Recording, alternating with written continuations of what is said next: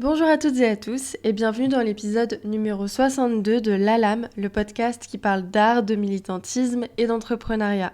Je m'appelle Louise MS et je suis photographe et vidéaste indépendante basée à Lyon. Aujourd'hui, j'ai le plaisir de recevoir Audrey Cornu.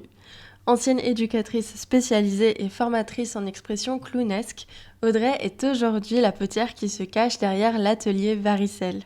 Nous avons parlé des dessous de son métier et de son savoir-faire, de son processus créatif, mais aussi de l'état du secteur de la poterie et céramique aujourd'hui, et de la façon dont elle gère son activité avec ses engagements politiques. Parce qu'entre quelques stories autour de ses poteries colorées, Audrey n'oublie jamais de mettre en avant les luttes dans son travail. Alors attention, on a enregistré ce podcast à distance, donc si vous constatez des petites différences de son, c'est normal. Avant de lancer l'épisode, je vous rappelle que ce podcast se développe grâce à vous. Si le contenu vous plaît, n'hésitez pas à partager les épisodes autour de vous, à vous abonner sur votre plateforme favorite et à interagir avec le contenu sur les différents réseaux. Aussi, si vous en avez la possibilité, vous pouvez maintenant faire un don sur le Tipeee de l'Alam Podcast et je vous mets tout ça en description. Je vous remercie infiniment pour votre soutien et je vous souhaite une belle écoute.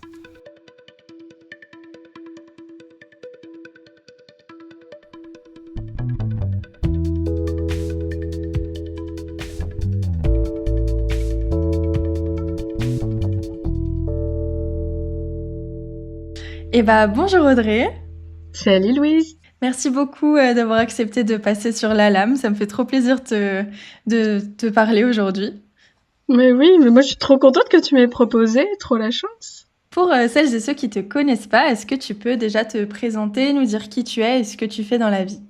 Alors, moi c'est Audrey, j'ai 38 ans depuis peu. Je suis céramiste, potière pour les intimes. Je suis potière depuis 2019.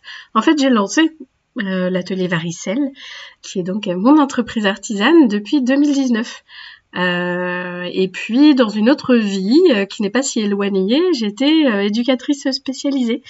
Et je suis toujours aussi formatrice en expression clownesque. Du coup, j'ai pas mal de casquettes. Et t'as dit, je suis céramiste et potière pour les intimes. Est-ce que y a une différence entre les deux ? Ouais, en fait, je suis potière et céramiste, mais tous les céramistes ne sont pas potiers-potières. En fait, les céramistes, c'est la catégorie de personnes qui travaillent l'argile, ce matériau-là.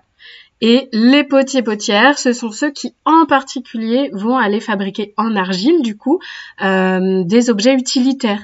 Ce qu'on appelle objet utilitaire, c'est la vaisselle, basiquement, de quoi on se sert, quoi, les tasses, les saladiers, les carafes, les assiettes, tout ça. Donc moi, c'est ma spécialisation. Donc je suis potière, je suis tourneuse même, puisque tout ce que je fabrique, la plupart des choses que je fabrique en tout cas, est tourné autour de potiers. Ok. Donc je suis céramiste et potière. J'aime bien dire potière parce que je trouve que c'est un intitulé de métier un peu qui a été dont on a eu un peu honte. C'est un peu un peu les bouseux qui clairement hein, vraiment de manière littérale les bouseux qui pataugeaient dans la boue, les potiers, tu vois. Il y avait cette idée là et on préférait vachement dire je suis céramiste. Ça faisait plus bourgeois, tu vois. Ok. Et moi j'aime bien dire que je suis potière. J'aime bien qu'on comprenne bien. Je fais des pots, ouais, clairement. J'avais pas vu le côté un peu céramiste, tu vois. C'est Bah vrai que... ouais. Ok, Mhm. ça marche. Je vois bien la différence, merci.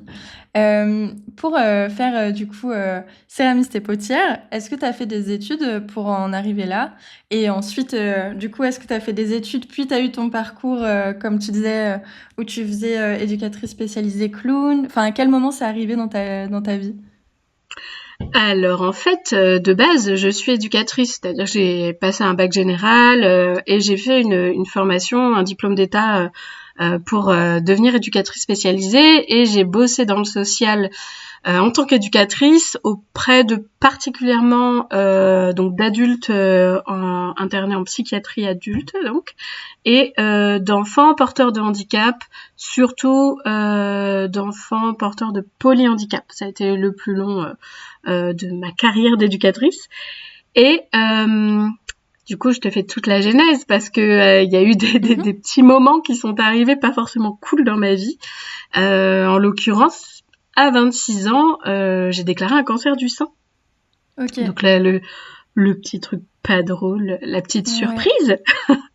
Je savais déjà que j'étais porteuse d'une mutation génétique BRCA2. C'est pour ça que j'étais déjà suivie un peu et que j'avais eu la chance, finalement, ça m'a sauvée.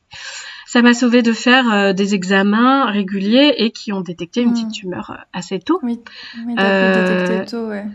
C'est ça. Si j'avais pas su pour la mutation génétique, tout ça, en fait, j'aurais fait mon petit contrôle peut-être à 50 ans et ça aurait été... Enfin, à mon avis, j'aurais pas tenu jusque-là, ça aurait été bien trop tard avant. Donc, finalement, pas la chance d'avoir eu un cancer, mais la chance d'avoir su pour la mutation génétique et d'avoir eu les suivis. Donc, ça a changé pas mal de choses. J'ai été traitée pendant 2 ans, j'ai continué le taf d'éduc et à un moment j'ai eu cette chance d'arriver sur la fin des traitements et que tout aille bien. Et là se sont posées des grandes questions existentielles, comme pour beaucoup de personnes qui sont traversées par des événements un peu traumatiques ou par la maladie. Hein. Là en l'occurrence, quand tu dis hey, j'ai failli crever en fait. Ouais. Et ça remet en perspective ce que tu veux, surtout à 26 ans, où tu as encore beaucoup de possibles devant toi, même si c'est vrai à tout âge, avant 30 ans. 30 ans, c'est quand même un truc un peu charnière, où on choisit la direction de sa vie.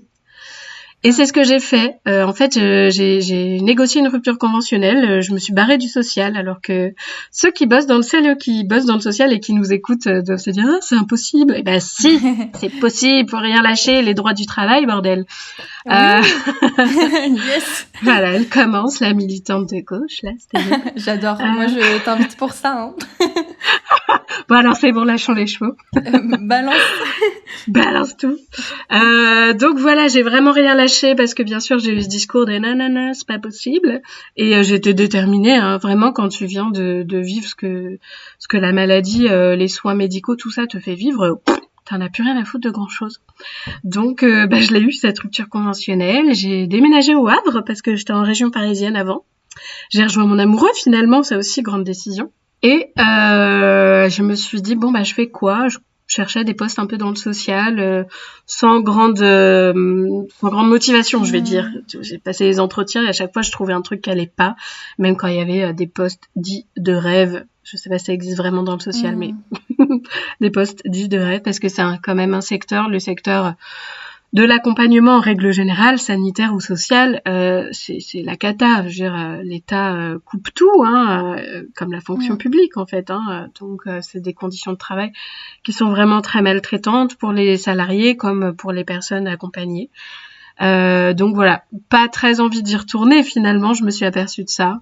Je suis allée à un marché de créateurs pour Octobre Rose, donc en lien avec le cancer, tu vois. Une copine qui organisait ça, et j'ai rencontré une meuf sur un stand de poterie.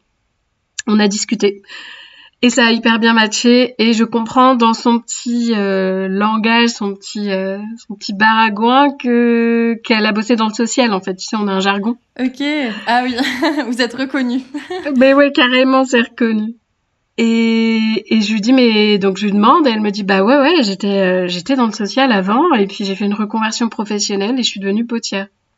Et là ça fait ting dans ma tête. Moi aussi je veux.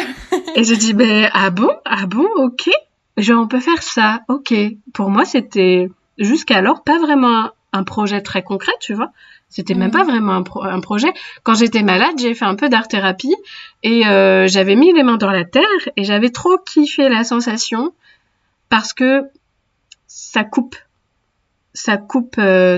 tout ton petit moulin à penser, toutes tes ruminations, toutes tes angoisses et tout. J'avais vraiment l'impression d'être littéralement dans la matière, tu vois, d'être hyper centrée finalement. C'était un truc... que j'ai beaucoup adoré dans le tournage, justement, le fait de centrer. Je trouve que ça a eu vraiment une influence sur moi. Et donc, quand elle me dit, en vrai, c'est un vrai métier, potière, et tu peux faire ça. Et j'avais 2 ans de chômage devant moi. J'avais jamais été au chômage de ma vie. Donc là, c'était vraiment le moment. Et moi, je cherchais un nouveau taf alors que j'avais 2 ans de chômage de ma vie. J'étais pas encore assez de gauche, je crois. Voilà. Profite de ton chômage. Mais grave, c'est ma thune, en fait, les gars. Et Et elle me dit, si ça te tente, en fait, l'école de potier, il y en a pas beaucoup en France, vraiment, je crois genre 5-6 en France, pas plus. Il y a une école de potier qui est là à 15 kilomètres. Et là, c'est maintenant que tu peux déposer ton dossier. Il faut juste être au chômage, pendant 2 ans, c'est mon cas, pile poil, quoi. Et puis après, c'est un financement région, donc ils sélectionnent 14 personnes sur tous les candidats, et vas-y, et ça commence là en janvier. On est en octobre, donc, hein. Et je fais, ok, je rentre, je vais voir mon mec, et je dis à mon mec, en fait, je crois que j'ai envie de faire une formation de potière. Genre, il y en a une là, c'est 2 ans, je peux y avoir le droit avec le chômage. T'en penses quoi? Moi, je m'attendais à ce qu'il me dise, t'es taré, ça suffit. Tu es en train de faire un burn-out, c'est le retour du bâton après la maladie, tu deviens zinzin. Et pas du tout. Et c'est pour ça que je l'aime encore, je crois. Il m'a dit, t'as envie de le faire? Et je dis, oui, j'ai envie. Il me dit, tu vas t'éclater? Je crois. Je dis, fais-le. Oh, trop bien. Et j'ai rempli le dossier et j'ai été prise. Et je suis rentrée en formation de potière pendant 2 ans, en 2016. Non, janvier 2017, j'ai dit des bêtises. Okay. Donc janvier 2017, et j'ai été diplômée en novembre 2018, major de promo, s'il vous plaît. Et oui, tout en m'étant pété une jambe pendant 2 mois, j'avais pas pu tourner pendant 2 mois, et j'étais en PLS, c'était 2 mois avant de passer le CAP, et j'ai quand même été major de promo en tournage, pas en décor. Rendons à César ce qui est à César. Pas en décor parce les épreuves, c'était de la faïence de Rouen. Et allez taper sur Google faïence de Rouen.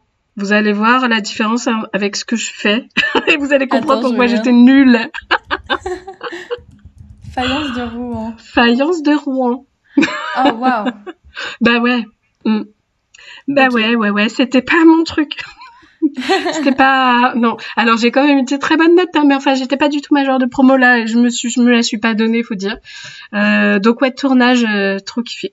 Et donc, du diplôme en poche, il a fallu se dire, parce que moi, faut le rappeler, je travaillais dans le social, ça a jamais été une ambition de devenir chef d'entreprise. En vrai, même loin de là.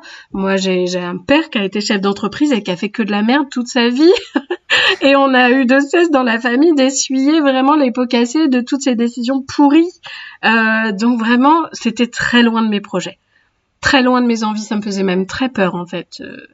Toute la charge administrative, d'accentuer ma précarité, parce que la précarité, vu le travail que je faisais, je connaissais déjà. Mais là, on allait accentuer un truc potentiellement très insécure et très au-delà de la norme. Oui, tu savais que ça allait déborder potentiellement sur ta vie perso et te créer des problèmes de sous à toi personnellement, quoi. Ouais, et je savais pas si j'allais vraiment avoir le soutien dont j'aurais besoin. Et puis, le syndrome de l'imposteur a commencé à vraiment prendre une belle place là et te dire, mais pourquoi tu crois que ce que tu fais, ça va marcher? Le syndrome de l'imposteur, spoiler, en vrai, il se barre jamais. C'est juste que t'apprends un peu à dealer avec au fur et à mesure du temps, quoi. Grave. Donc, j'ai lancé l'atelier Varicelle en janvier 2019. Et alors, parallèlement à tout ça, la constance de ma vie, c'est le clown. Je reviens à ça parce que j'en ai parlé un peu au tout début. En fait, j'ai découvert le clown, j'avais 16 ans. Et je suis devenue formatrice en expression clownesque en 2010. Et j'ai monté ma compagnie en 2010. Donc, en fait, j'ai été dans le social et formatrice en expression clownesque.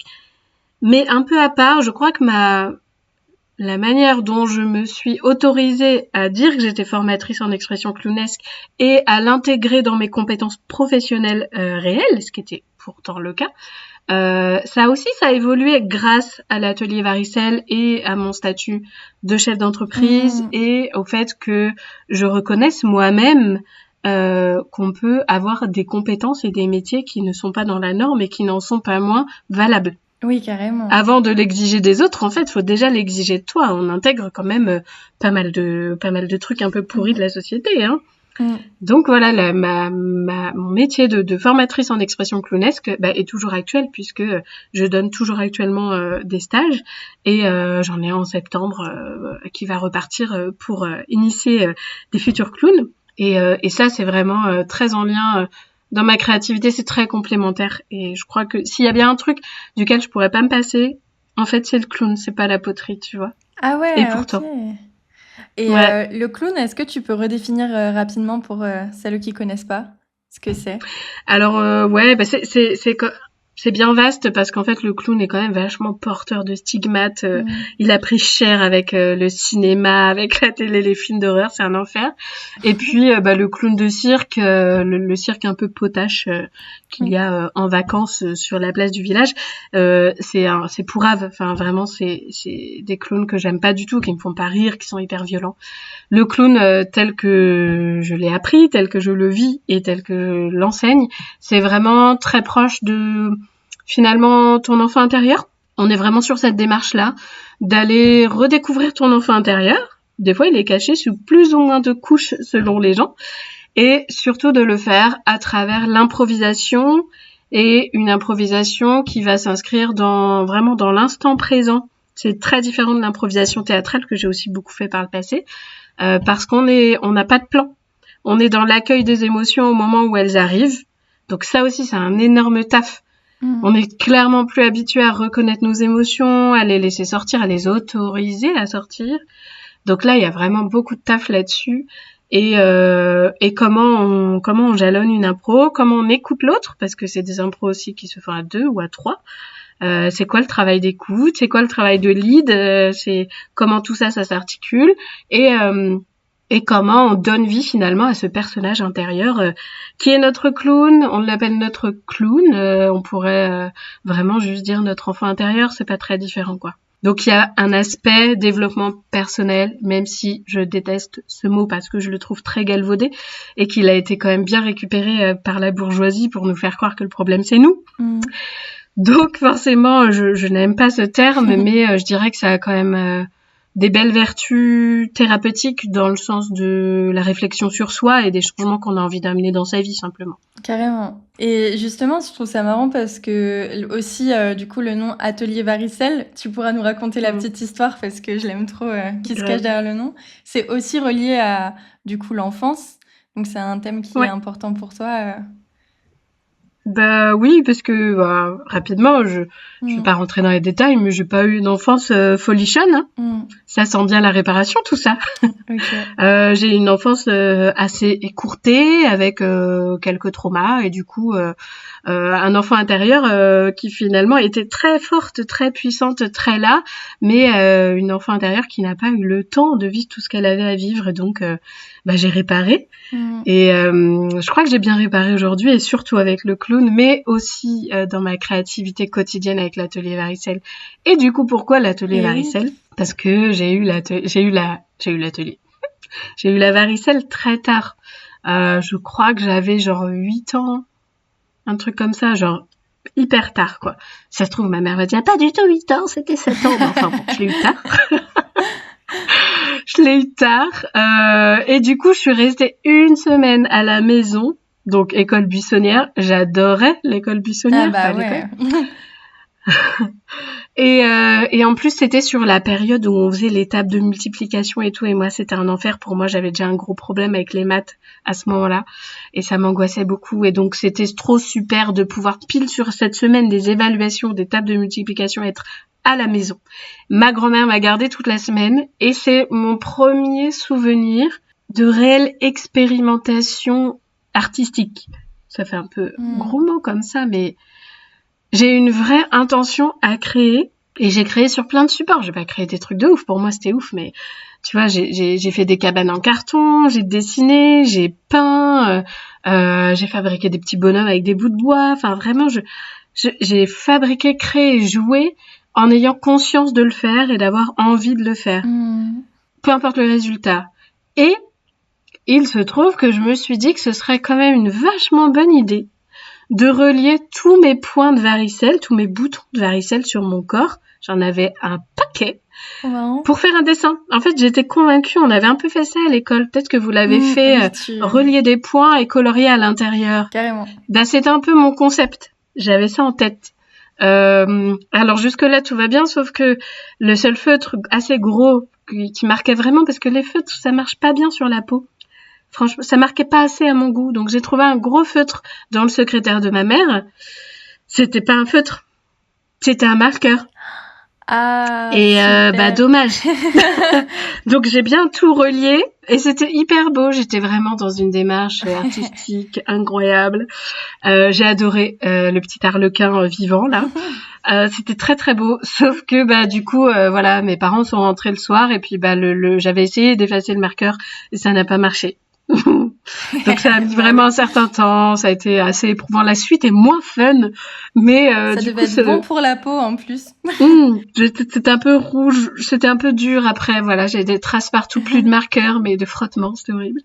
Mais en tout cas, ces moments-là de joie intense, de waouh, c'est vraiment en plus mon enfant, ce moment dit tout le temps waouh. Et c'était ça. J'étais dans le waouh, dans le je peux faire des choses. Genre il y a des choses qui n'existaient pas que je peux créer et maintenant ça existe et c'est incroyable. Vraiment c'est un grand pouvoir que j'ai l'impression d'avoir découvert à ce moment-là. Donc forcément quand j'étais en école de potier et que j'ai commencé à faire des décors et à sortir mes décors qui étaient les prémices de ceux de l'atelier Varicelle et que déjà tout le monde me jugeait un peu en mode mais tu mets trop de couleurs, non? Ouais, mais j'ai envie. Je me suis souvenue de cette petite Audrey de 7 ou 8 ans qui a eu la varicelle et qui était en mode waouh, parce que c'est exactement ce que je ressentais quand je créais des formes autour de potiers et que je décorais comme j'avais envie de décorer et pas avec de la faïence de Rouen. Je ressentais du waouh. Et j'étais hyper alignée, hyper heureuse dans ces moments-là. Donc varicelle. Atelier Varicelle. Pareil, quand j'ai choisi Atelier Varicelle, autant te dire qu'on s'est bien foutu de moi. On m'a dit, tu vas donner... Ah oui, on m'a dit, tu donnes le nom d'une maladie à ton atelier, c'est en référence à ton cancer. Ah, super, merci beaucoup. Non. En vrai, non, pas du tout. Et du coup, moi, la varicelle, pour moi, c'est plus du tout une maladie dans mes oreilles. Donc, ça me choque toujours quand les parents associent à la vraie varicelle. Je suis quoi? Ah oui, c'est vrai, c'est une... Ouais, ok. Oui, toi, c'est juste du plaisir, quoi. Bah ouais. Et pour en revenir, du coup, à la création, justement, de l'atelier Varicelle, qu'est-ce qui a fait que tu as enlevé toutes ces peurs, que tu t'es lancée malgré toutes ces peurs de manque de stabilité potentielle, de tout ça? Et qu'est-ce que tu t'es dit quand tu lançais ton activité? Est-ce que tu es déjà partie sur une idée de collection? Qu'est-ce que tu vendais? Qu'est-ce que tu faisais au tout début? En fait, pendant ma formation, je passais pas mal de temps à décorer. Et je voyais bien que je décorais pas du tout comme les autres, que j'étais déjà partie dans l'abstrait et dans les couleurs. Et voilà, en fait, ce qu'on te dit à l'école, encore une fois, de manière très tradie, finalement, c'est il faut que tu choisisses une collection avec genre 2 formes max. Faut être rentable, la poterie, c'est extrêmement peu rentable. Donc 2 formes max et allez, peut-être 3 couleurs parce que ça coûte très cher les couleurs, les pigments. Donc allez, 3 couleurs max, 2 formes max et roule ma poule. Bon, ceux qui connaissent l'atelier Varicelle savent que tu as fait tout l'inverse. Je crois que j'ai 5 formes de tasses différentes et après j'ai toutes les autres formes de bols. J'ai 3 formes de bols différents. Enfin, vraiment, je ne me suis pas restreinte. Et pareil, mes collections, je crois que celle qui a le plus de couleurs, ça doit être la collection Carousel et elle en a 7. Donc j'ai pas bien écouté. Et cependant, c'est ce qui me rendait heureuse pendant ma formation, de faire ces décors très colorés, très abstraits. Et j'adorais le fait que tout le monde y voit ce qu'il a envie de voir et que ce soit libre d'interprétation. Tu vois, il y a mon intention à moi, ce qui est important, c'est ma démarche. Mais en fait, je m'en fous si vous voyez pas la même chose que moi. Ce qui m'importe, c'est ce que vous y voyez et ce qui fait sens pour vous. C'est pour ça que j'adore quand ça débat autour de quelle est ma collection préférée, mais non, celle-là est mieux parce que nanana. Moi, j'adore. Bah oui, faites votre popote, c'est super. Vous vous appropriez. Moi, je donne naissance à ça et c'est pour vous après, quoi. Donc, mon bonheur, il est déjà là parce que j'y ai donné naissance. Donc, le reste, c'est pour vous. Ouais. Et donc, j'ai commencé en faisant du décor pendant ma 2e année, je pense, de formation. Et j'avais un petit groupe Facebook à l'époque. Un petit groupe Facebook où il y avait, au début, il y avait la famille, les potes. Et puis, petit à petit, il y a de plus en plus de monde dessus. Et qui m'ont demandé de leur vendre les tests que je faisais. Et ça partait. Et je dis, bon, il n'y a pas qu'à moi que ça plaît. Cool.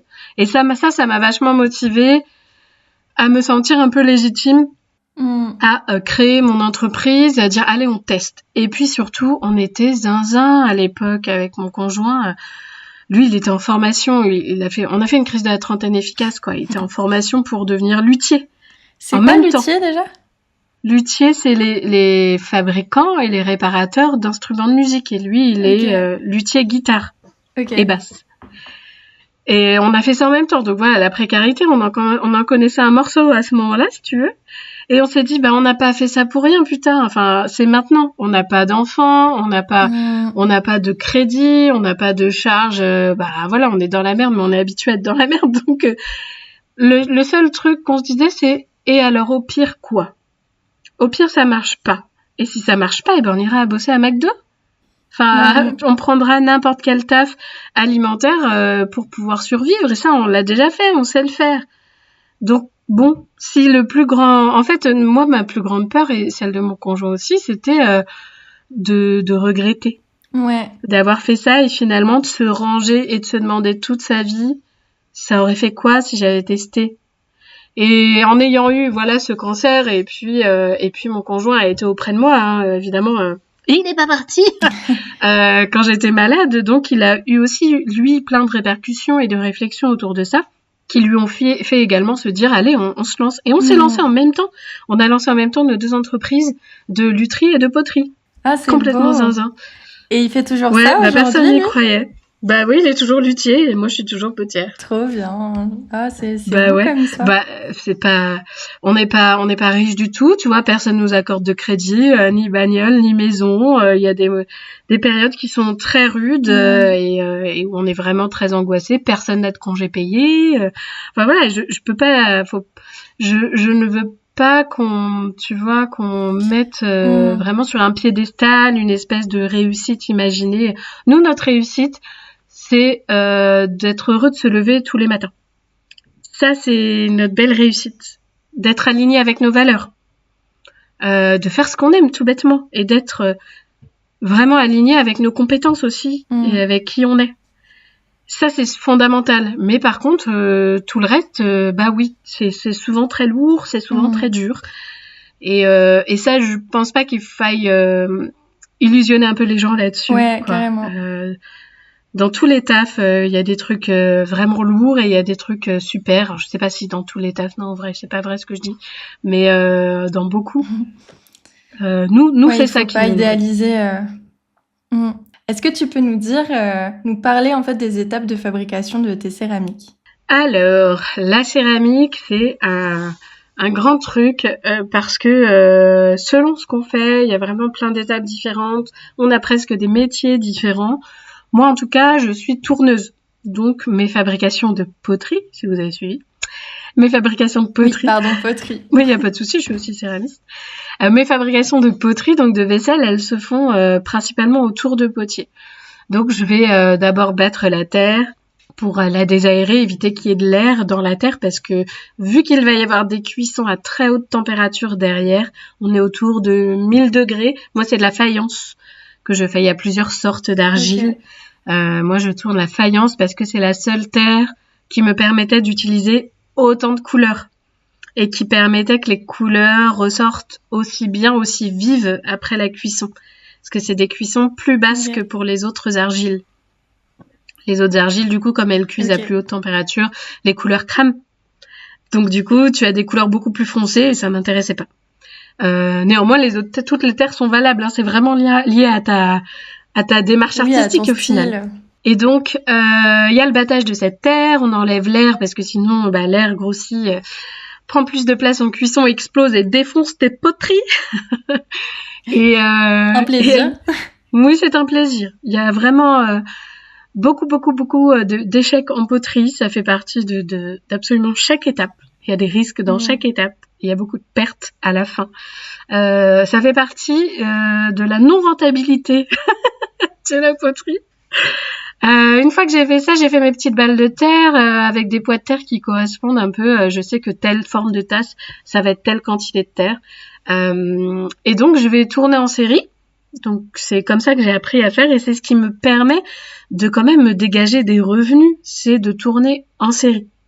Donc, en général, je fais une série de, par exemple, 40 tasses que je vais tourner sur 2-3 heures.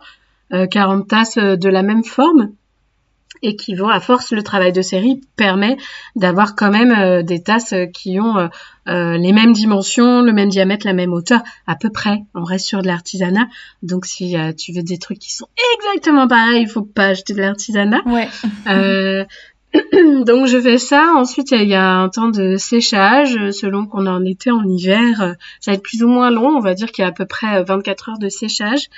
Et ensuite arrive l'étape du tournassage, où je vais remettre la poterie qui est un peu sèche, à consistance cuir. Je sais pas si vous imaginez toucher une peau de cuir, ou même votre peau d'ailleurs, et vous aurez à peu près la consistance qu'a la terre à ce moment-là. Elle est encore un petit peu molle, mais elle se tient. Et du coup, je la remets sur la girelle, c'est le truc en métal qui tourne. Je la recolle sur la girelle et je vais venir tournasser avec un petit outil qui s'appelle une mirette. Je vais venir retirer l'excédent de terre tout en tournant. Ça fait des copeaux. Si vous regardez, je mets souvent sur Atelier Varicelle, sur le compte Insta, des vidéos de tournage, de tournassage, de tout le processus. Et donc, ça enlève ces petits copeaux, ça va venir harmoniser la forme de la pièce et façonner un petit pied. Une fois que j'ai fait ça, je laisse complètement sécher. Là, ça peut prendre à peu près 72 heures. Faut que ce soit complètement sec et ça devient alors cassant, un peu comme un biscuit. Et quand c'est complètement sec, qu'il y a plus d'eau dans la poterie, là, moi, je pose mon décor. Donc, on a une pièce hyper fragile, mais que moi, je suis habituée à manipuler. Et je vais venir poser mon décor. Donc, ce sont des oxydes minéraux qui forment les couleurs. Et donc, je mélange un peu ces pigments de couleur et ces oxydes avec un peu de terre liquide pour avoir un effet gouache. Parce que c'est ça que je cherchais. Si je le posais sans mélanger à de la terre liquide, j'aurais plus un effet aquarelle. Donc moi, j'ai décidé d'avoir vraiment des aplats de couleurs un peu mat. Donc, je mélange à de l'argile liquide et j'ai, on va dire, mes petits pots couleur gouache. Bien sûr, c'est vraiment des pigments qui passent au four. C'est pas du tout de la gouache, c'est même toxique. Donc, faut faire hyper gaffe dans la manipulation. Et donc, je pose mes décors et là, je vais pouvoir passer en cuisson. J'enfourne tout. Ça part 10 heures en cuisson jusqu'à 1000 degrés et il y a à peu près 12 heures de redescente en température avant que je puisse réouvrir le four. Donc on est à peu près à 24 heures par cuisson, quoi. Une fois que c'est cuit, ça veut dire que la terre, là, elle va être vraiment beaucoup plus solide. L'objet va être beaucoup plus solide. Il a absorbé l'argile, a absorbé tous les pigments. Donc le décor est figé dans l'argile. Mais comme c'est de la faïence et que c'est une terre qui cuit à basse température, 1000 degrés c'est basse température pour les potiers. Comme elle cuit à basse température, elle va rester un peu poreuse. Ce qui fait que si par exemple je mettais de l'eau dedans, direct comme ça, eh ben elle finirait par couler au pied par capillarité, comme les pots en faïence rouge que vous avez pour vos plantes. C'est tout à fait ça. Ça a un intérêt pour les plantes, mais pour une tasse, vachement moins. Donc du coup, je vais récupérer toutes ces poteries dans le four. C'est un four biscuit, cette première cuisson, parce qu'elle est pas complètement cuite, un peu comme un biscuit. Et donc, je vais plonger toutes ces pièces une par une dans un bain d'émail. L'émail, c'est cette espèce de vernis transparent qu'on voit un peu sur les pièces. Moi, c'est un émail transparent. Et en réalité, c'est du verre liquide. C'est de la silice. C'est du verre liquide qui va venir napper toute la tasse. La pièce, peu importe c'est une tasse ou pas. Donc je plonge tout ça dans ce verre liquide, on va dire, donc c'est un peu blanchâtre, ça recouvre la pièce.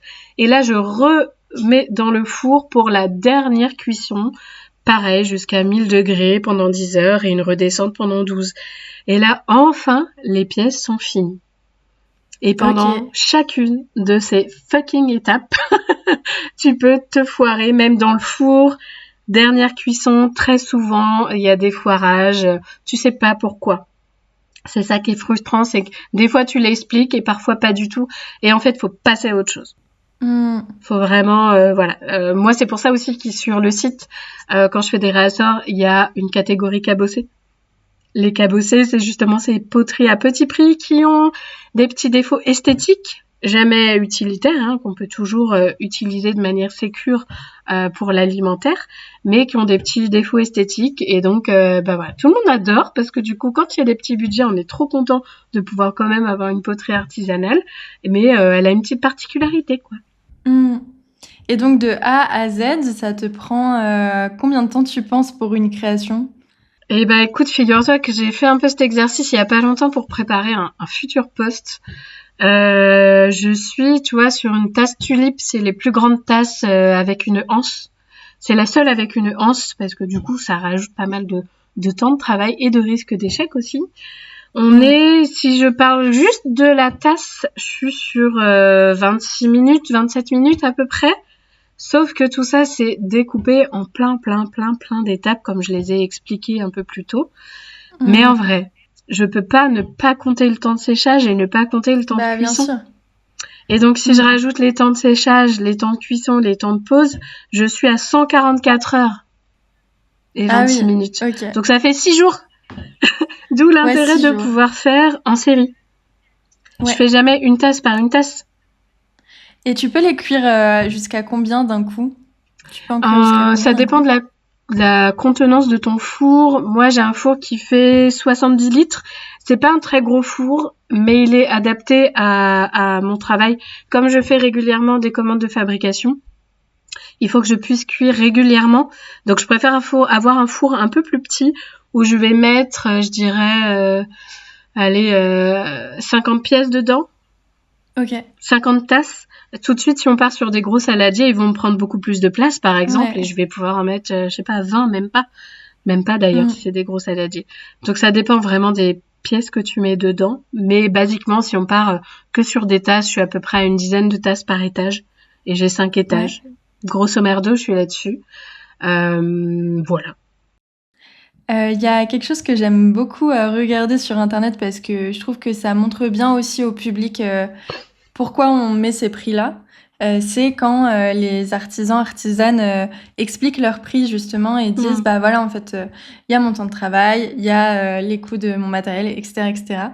Est-ce que si t'es OK de le faire, tu pourrais nous expliquer un peu le prix d'une de tes créations ou de tes créations en général? On peut rester un peu plus vague.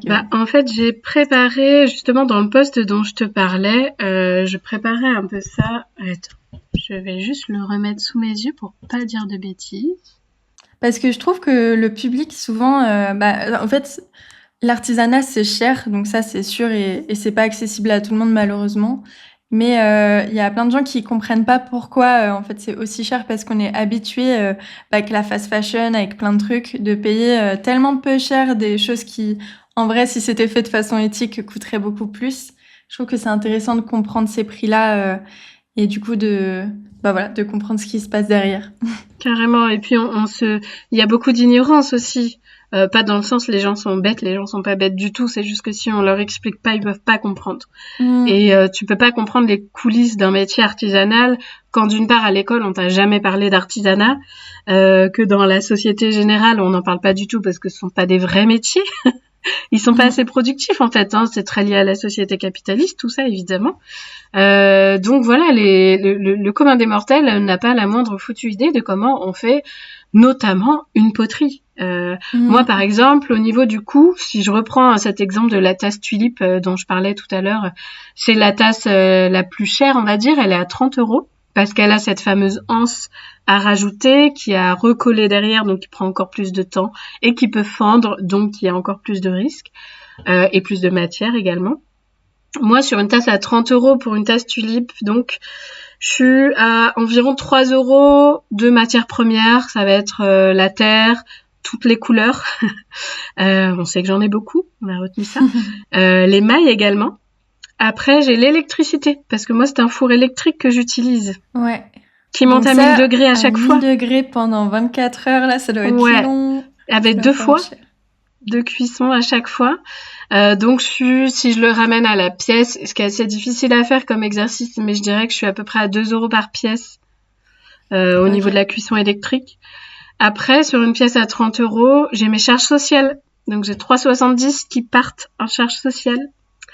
J'ai le packaging. En fait, moi, je vends que en ligne quasiment. C'est assez exceptionnel que je sois en boutique. Je suis actuellement dans une boutique d'artisans qui s'appelle Le Local, qui est à Troyes, qui a quelques pièces, mais c'est vraiment très ponctuel. C'est parce que j'ai un coup de cœur pour la boutique, pour son fonctionnement, pour un peu la direction artistique qu'il y a au niveau des créateurs et créatrices qui sont présents en boutique, tout ça.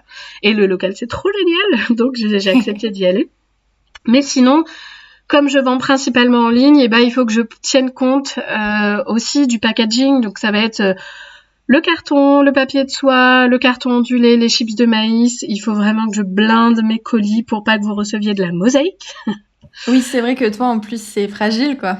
Ouais. Donc, j'ai à peu près 3 € par pièce.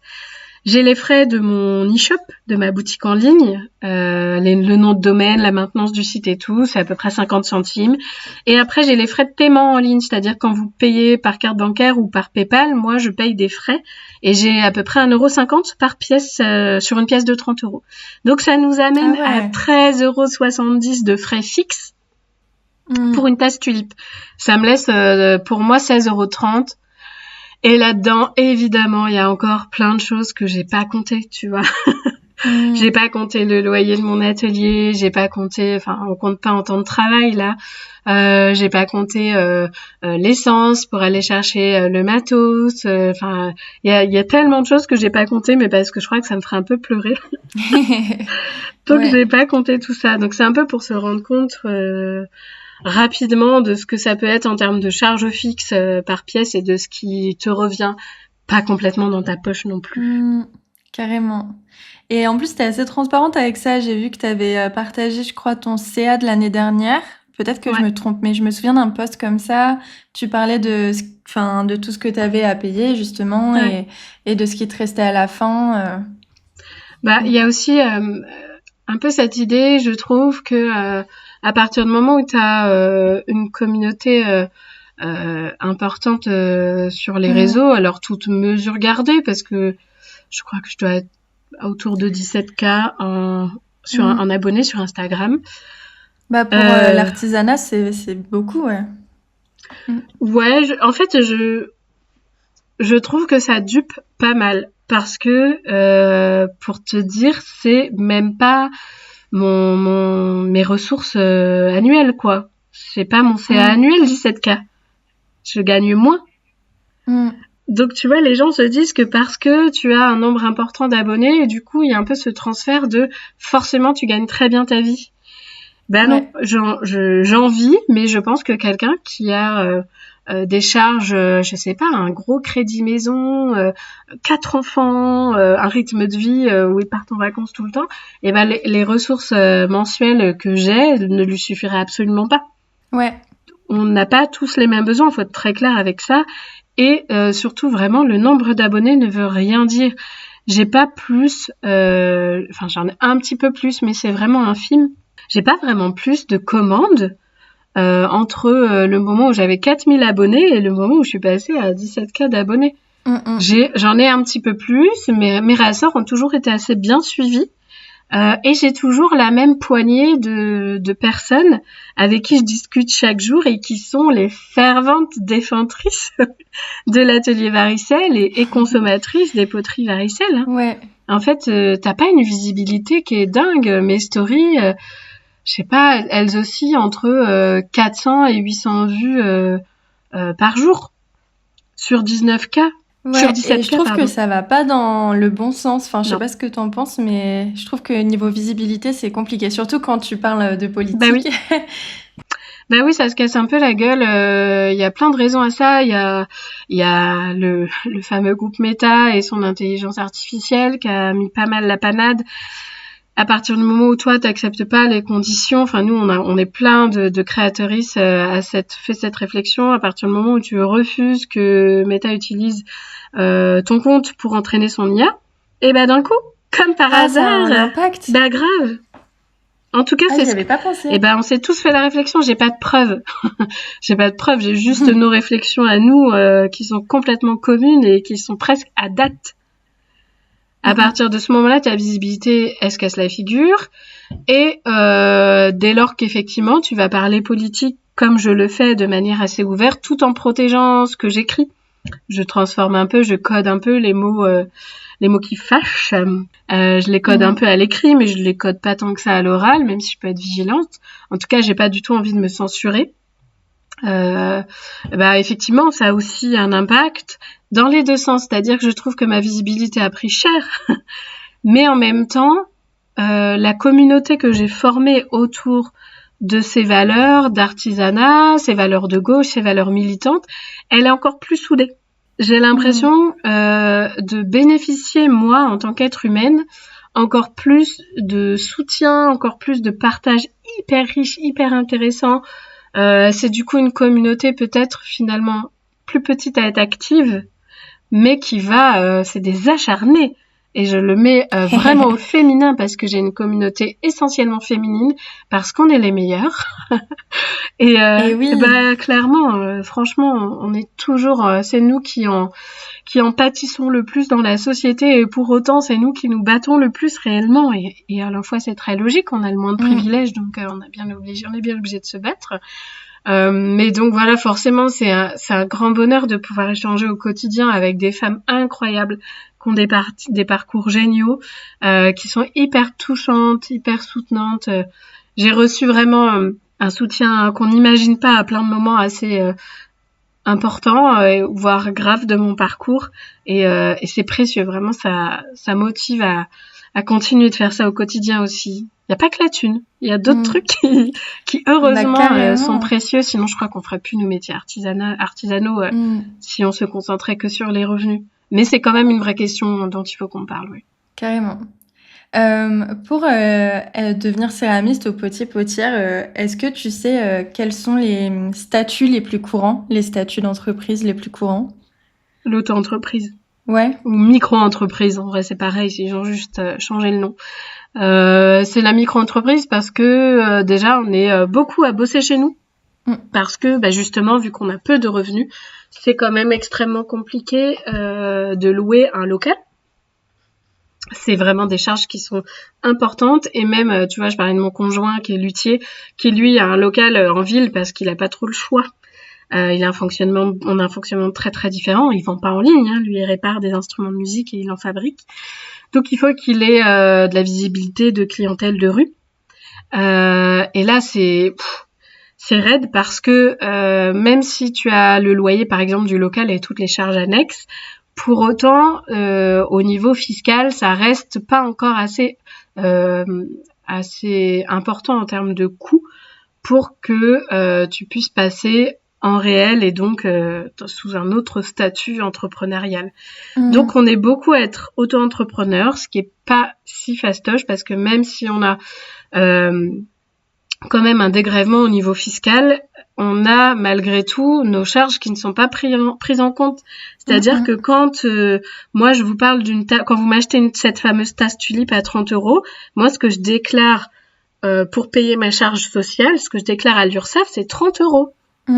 Alors qu'on l'a vu tout à l'heure, une fois mes charges retirées, ce qui me reviendrait, ce serait 16,30 €. Donc je vais payer des charges sur 30 et pas sur les réels 16 €. En fait, tu peux pas déduire tes charges fixes en auto-entreprise. Ce qui fait qu'à la fois, c'est le statut le plus simple de traitement administratif et le plus simple tout court, et à la fois, ça reste pas évident au quotidien.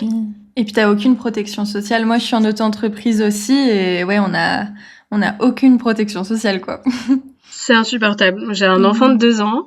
Et ça a été une bataille terrible pour pouvoir avoir un congé maternité. Et ouais, bah ça revient énormément. Toutes les indépendantes que je suis, il y a Chloé Andriana Rizwa, je sais plus si tu te souviens, mais elle m'en avait parlé dans un podcast aussi. Et ouais, en gros, elle me disait qu'elles avaient touché leur congé maternité genre 1 an après avoir accouché. Ah ouais. Alors non, moi pas du tout. Enfin, c'est terrible, mais des histoires comme ça, il y en a plein parce qu'en fait, on connaît pas nos droits.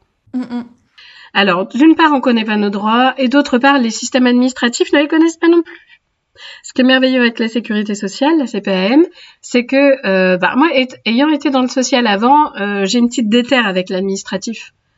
Je connais mes droits, et quand je les connais pas, je sais où aller chercher, et je sais comment faire chier les administrations. Donc, c'est un petit plaisir personnel. Alors, en vrai, ça m'emmerde beaucoup, mais je sais le faire. Et c'est vraiment un privilège. Parce qu'on est très, très peu à avoir cette démarche-là, à savoir le faire, à avoir l'énergie mentale de le faire aussi. Et donc, moi, je me suis battue. Enfin, j'ai fait le pied de grue à la CPAM avec mon gros bidon.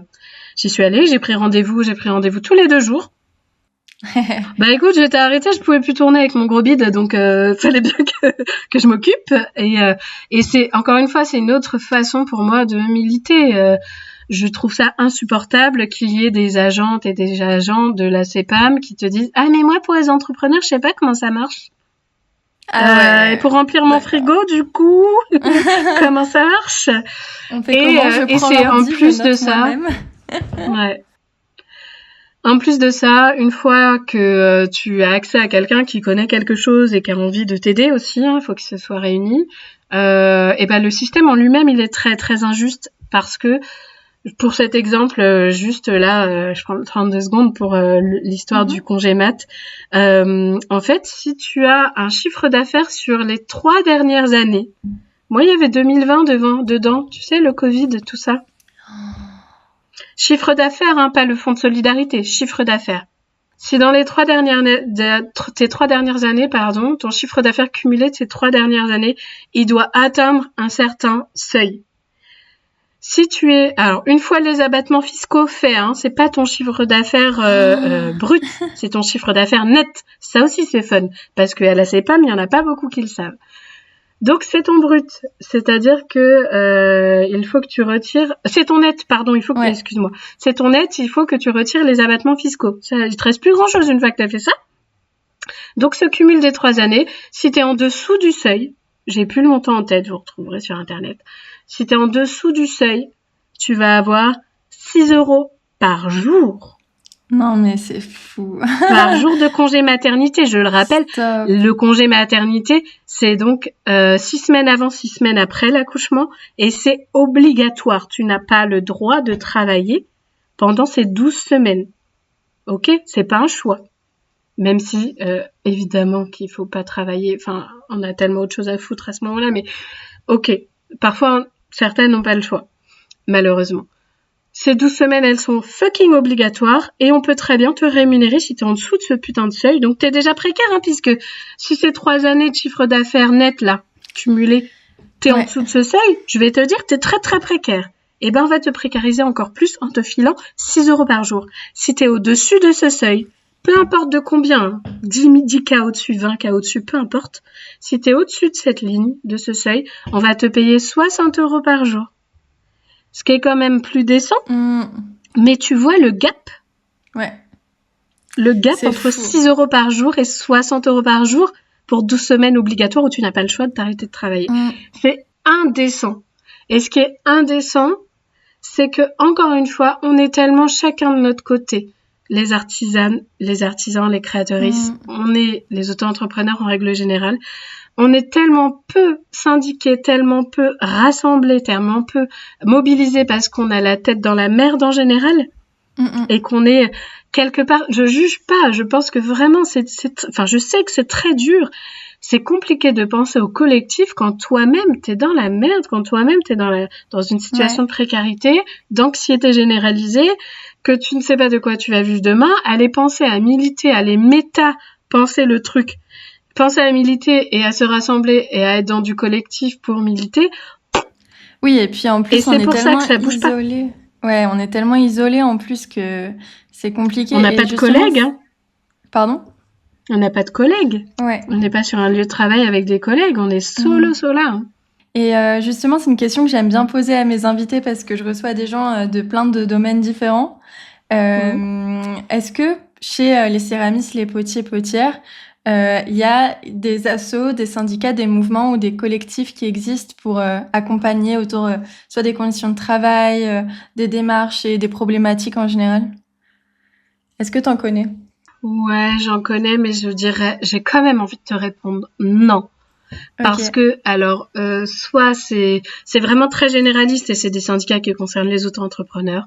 Pour ceux ou les arts de France, les métiers d'art, parce que le métier de céramiste potier est un métier d'art.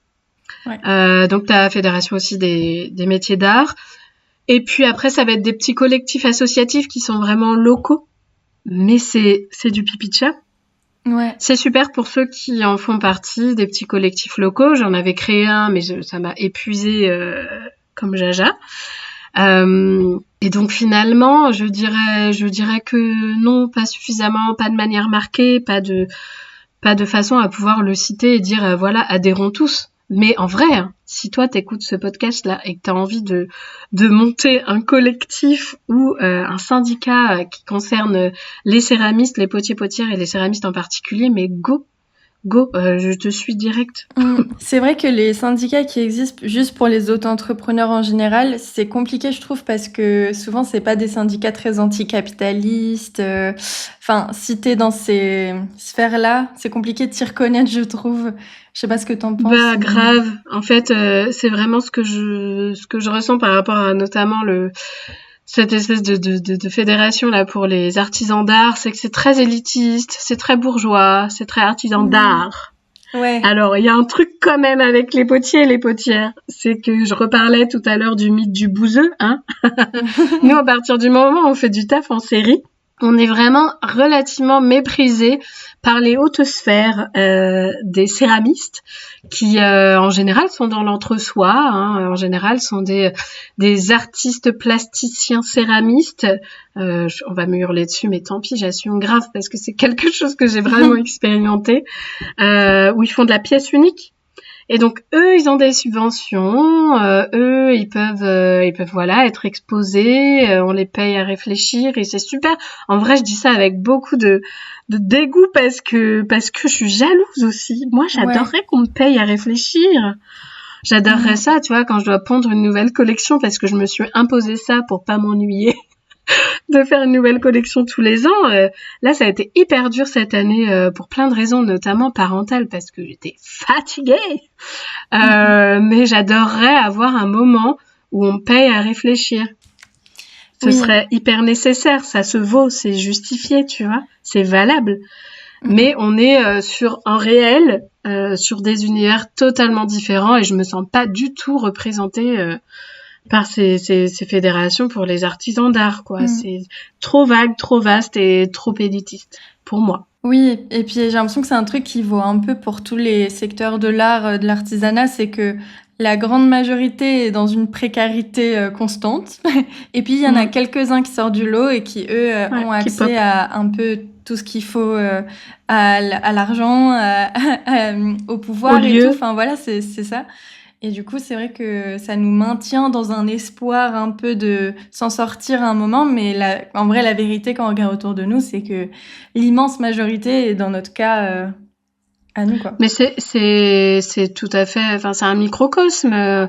Les artistes, artisans ou artisans d'art...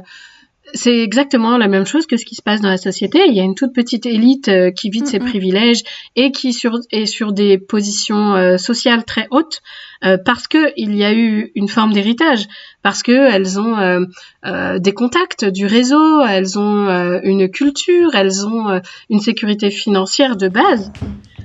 Et puis il y a tous les autres. Ouais. Il y a tous les autres qui partent réellement de rien, voire même de moins que rien. Moi, je le rappelle, je viens du social. J'ai absolument aucun apport familial ou très peu culturel. La seule chance que j'ai eue, c'était de grandir très proche de Paris et donc d'avoir des grand-mères parisiennes qui ont fait ma culture, qui m'ont vraiment baladée gamine dans tous les lieux de culture parisiens. Ça a été ma chance, mais sinon, mes parents étaient dans le commerce, toute ma famille était dans le commerce, et quand je dis dans le commerce, c'est des vendeurs, vendeuses en magasin, hein, c'est pas des grands patrons. Mon père était à son compte, il vendait des bagnoles, hein, enfin vraiment, on a connu la précarité familialement, et on a connu la précarité.